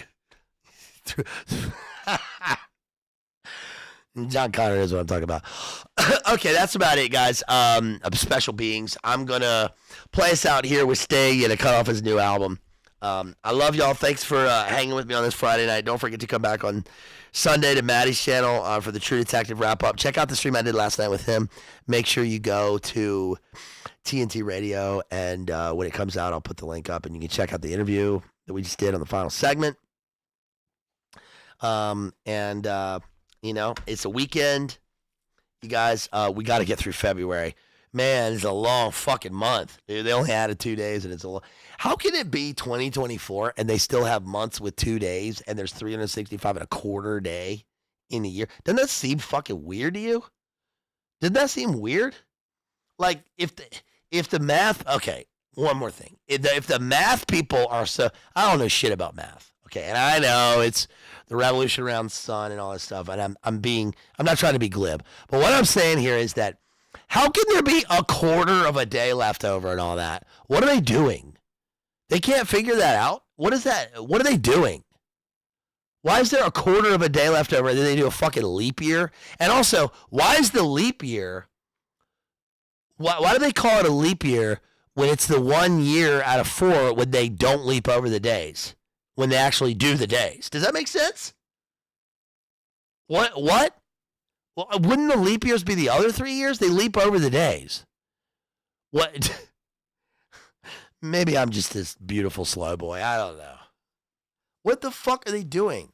Why are they dividing a time? Yeah, why are they dividing a time pie? What is that? What, they can't figure that out? I don't know. We just talk about books. All right. So, yeah, let's leave us with Sting and cut off his new album, you guys. Take it away. Hey, was it worth it? Yeah, it was worth it. If you're strong enough, right? You got to keep living. Life is fiery with its beauty. Keep on living, y'all. I love you. Peace.